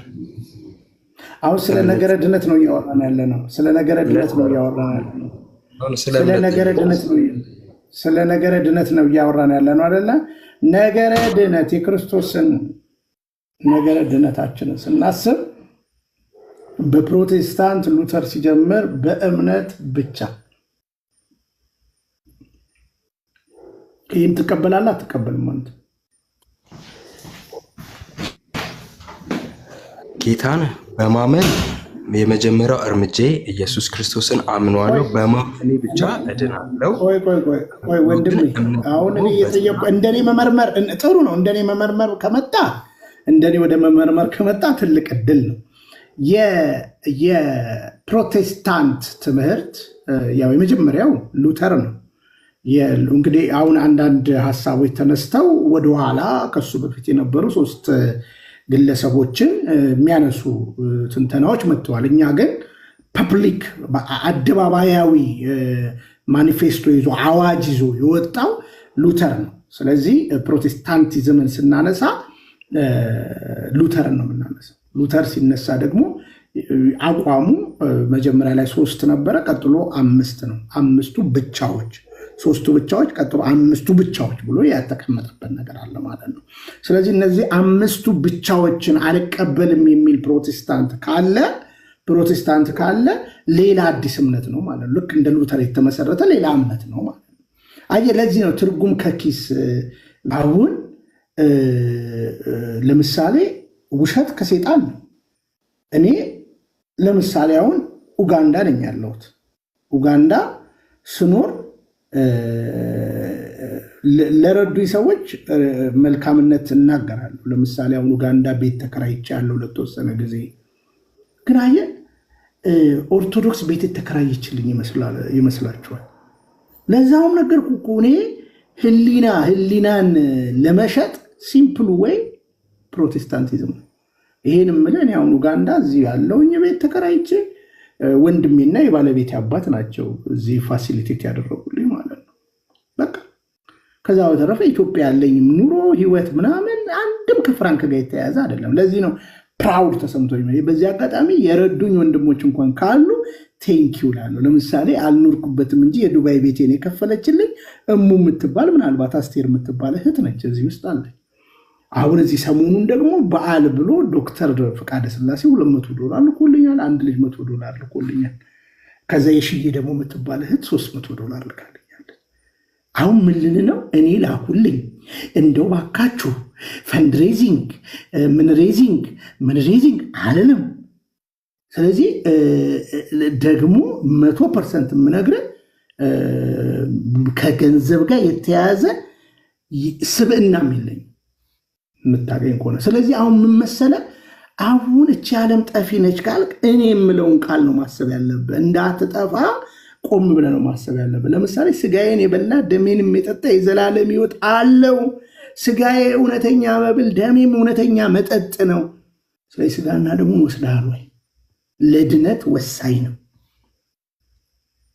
ድነት የሚገኝበት መንገድ ነው። ስለዚህ ሰከን ብለህ እግዚአብሔርን ቃል መመርመር አለብህ፣ ማጥናት አለብህ። በነገራችን ላይ ነገርኩህ እኮ ለምሳሌ አንድ ሰው ታሞ ሆስፒታል ሄዶ ታክሞ ስለዳነ ሐኪሙ የዘላለም ሕይወት ይሰጣል ማለት አይደለም። አንድ ሰው በሱስ ቀንበር ውስጥ አልፎ አሁን ወደ ኮተቤም አካባቢ ማየት ትችላለህ። የሱስ ቀንበርን የሚያስወግዱ የሳይኮሎጂ ትምህርቶችን ሰው ተምሮ ሱሱን ስላቆመ የዘላለም ሕይወት አገኘ ማለት አይደለም። የክርስትና ጎዳና ሰከን ብሎ የሚታሰብበት ጠሰስ ብሎ የሚታለምበት ቦታ ነው ብለው ለዛ። ስለዚህ እኔ በቁስ ምንም የምትመዝነኝ ሰው አይደለም። ስለዚህ ጌታ ኢየሱስ ክርስቶስ እንደው ተተከዋል ምናምን ብለህ እንደው የምታስበው ከሆነ ትላንትና እኔ ልንገርና ትላንትና የምወደውና የማከብረው የምፈራው አምላክ አለኝ። ለዚህ ነው እንዳልኩ አንዳንዱ ነገር የማይሰቀጥጣኝ ማለት ነው። የክርስቶስ ስጋና ደምን ደፍሬ አላቅም። ከዛ በተረፈ ግን ማቴሪያሊስትነት ከሆነ ፕሮቴስታንት መሆን ይሻላል። ፕሮስፔሪቲ ጎስፕልን አንጫጭቶ ሚሊዮነር መሆን ይቻላል። ኔቨር ህይወት አይደለም። ከዛ በተረፈ እኔ አሁን እውነት ለመናገር አንተ ምዕመን የአንተን ቤተ እምነት መናገር አልፈልግም ማለት ነው። ማለት መናገር አልፈልግም። እንዳልኩ ከጥቅም ጋር የምወጣ የምገባ አይደለሁም ወንድም አለሜ። ይሄን ምን በማስረጃ ነው የምናገረው፣ ውሸት ስለማልወድ ማለት ነው። የአንተ አሁን ያለባት እንኳን ቤተክርስቲያን የሜክሲኮ አማኑኤል ወደ ሀልወት ብሎ ዘነበ ሲወጣ ህዝቡ ተገንጥሎ ግማሹ ህዝብ እዛ ግማሹ ህዝብ የክርስቶስ ወንጌልን ያወጣው ግጭት ነው። እኔ ግጭት አላስወጣኝም ከፕሮቴስታንት፣ እውነት ነው ያስወጣኝ። እውነተኛይቱ ባክ ቱ ዘ ኦሪጂን እውነተኛይቱ ቤተክርስቲያን ኦርቶዶክስ ተዋሕዶ ነች ብዬ ግን የአንተ ሲነር ፓስተር በአሁኑ ሰዓት ያለው ዘነበ ከሜክሲኮ የወጣው በግጭት ነው። አይደለም ላነሳው ነዋ። የአንተ የቅርብህን ነገር ነው እየነገርኩ ያለው። አሁን አንተ ቆይ አስጨርሰኛ እያከበርኩ ያንተን እያከበርኩ ነው ማወራለህ አይደል ቢኒ? ቆይ አስጨርሰኛ። ለምን መሰለህ? ቆይ ስማኝ። አንደኛ ምን አልከኝ? እቺ ዓለም ጠፊ ነች። ጠፊ ስለሆነች ነው እኮ ሩጬ የሥላሴ ልጅነቴን ፍለጋ የመጣሁት ጠፊ መሆኗን። ኦርቶዶክስ በነገራችን ላይ ለስጋ አርነት አትሰጥም። ኦርቶዶክስ ትምህርቷን እውነተኛ ትምህርቷን ከተረዳ አሁን አንዳንድ ሰው የሆነ 6 ሰካራም አይቶ ኦርቶዶክስ እቺ ነች ይላል። የሆነ መተተኛ ሰው አይቶ ኦርቶዶክስ እቺ ነች ይላል። የታቃተል ኦርቶዶክስ የታቃታል። ስለዚህ ለስጋ 4 ነጥብ ምንም ፍልስፍና በሌለው እውነት ስለዚህ ስጋና ደሙን ለድነት ትወስዳለህ። ጥምቀት በግልጽ አማርኛ ኖህ የዳነበትን ጥምቀት አሁን አንተ የአብርሃምን የምታነሳው መርምረው ሮሜ ላይ እኮ ከመሄድ በፊት 4 ወንጌላት ላይ ነው ቆም ብለህ ማሰብ ያለብህ። ገለብ ባለ ትምህርት አይደለም መሰረት የሚመሰረተው እና ቆም ብለን እንመርምር እንወያይ ነው እያልኩ ያለው። ከዛ በተረፈ ግን ካራክተር በብዙ ነገር ይለወጣል ብያለሁ። በብዙ ነገር ይለወጣል። ለምሳሌ ሙስሊም ወንድሞቻችን ዋቄፈና ወንድሞቻችን ኦል ጂሰስ ወንድሞቻችን ሞኖይዝም ናቸው። በክርስቶስ ላይ ያላቸው ምልከታ አንዱ ነብይ ነው ይላል። ቆይ ረጋ ብለህ ስማኝ። ቆይ እነዛ ሰዎች ጨዋ ስለሆኑ ክርስትና ገብቷቸዋል፣ ክርስትናን ተቀብሏል ማለት ትችላለህ ማለት ነው? አትችልም። ክርስትና የእውነት ጉዳይ ነው። እውነት ደግሞ ክርስቶስ ነው። አሁን ቅድም ምን ብለህ አነሳህልኝ? መዳን፣ ህይወት፣ መንገድ፣ እውነት ኢየሱስ ብቻ ነው። እኛ ታዲያ ሌላ አለ ብለናል። ቤዛ የሆነን በቀራኒው መስቀል ላይ የዓለምን ኃጢአት የሚያስወግድ የእግዚአብሔር በግ ከራሱ ጋር ከባህሪ አባቱ ጋር ከእግዚአብሔር መንፈስ ቅዱስ ጋር አስታረቀን። ቤዛ ሆኖ ራሱ መስዋዕት ሆኖ ራሱ መስዋዕት አቅራቢ ሆኖ ራሱ መስዋዕት ተቀባይ ሆኖ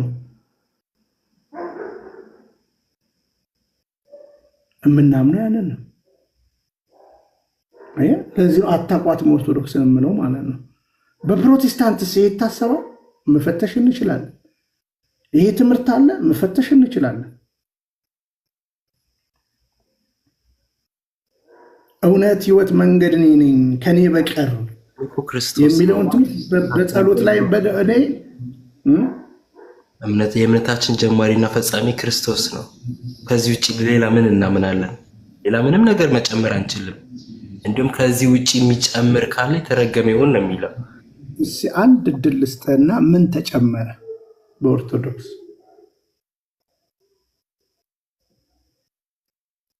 በኦርቶዶክስ አሁን ተጨመረ አልተጨመረ ምናምን ብዬ አይደለም። አንተ ምን ጎሎብህ ነው በእውነት ላለው? ወይስ ይሄኛውን አሁን ያገኘውን እውቅና እዛ ስላላገኘው ነበረ ወደዚህ የመጣው? ቢንዬ ይሄ እኮ ነው ጥያቄ፣ አንተ ላይ ነው ጥያቄ አንተ ጋር። እንግዲህ ይኸውልህ በመሰረቱ ወንድም አለ ክርስትና የእውቅና ጉዳይ ከሆነ እውነት ወንድሜ የምነግርህ እኔ ፕሮቴስታንት ውስጥ ፓስተር ነበርኩኝ። አሁን ወደ ኦርቶዶክስ ስመጣ ምዕመን ነው የሆንኩት።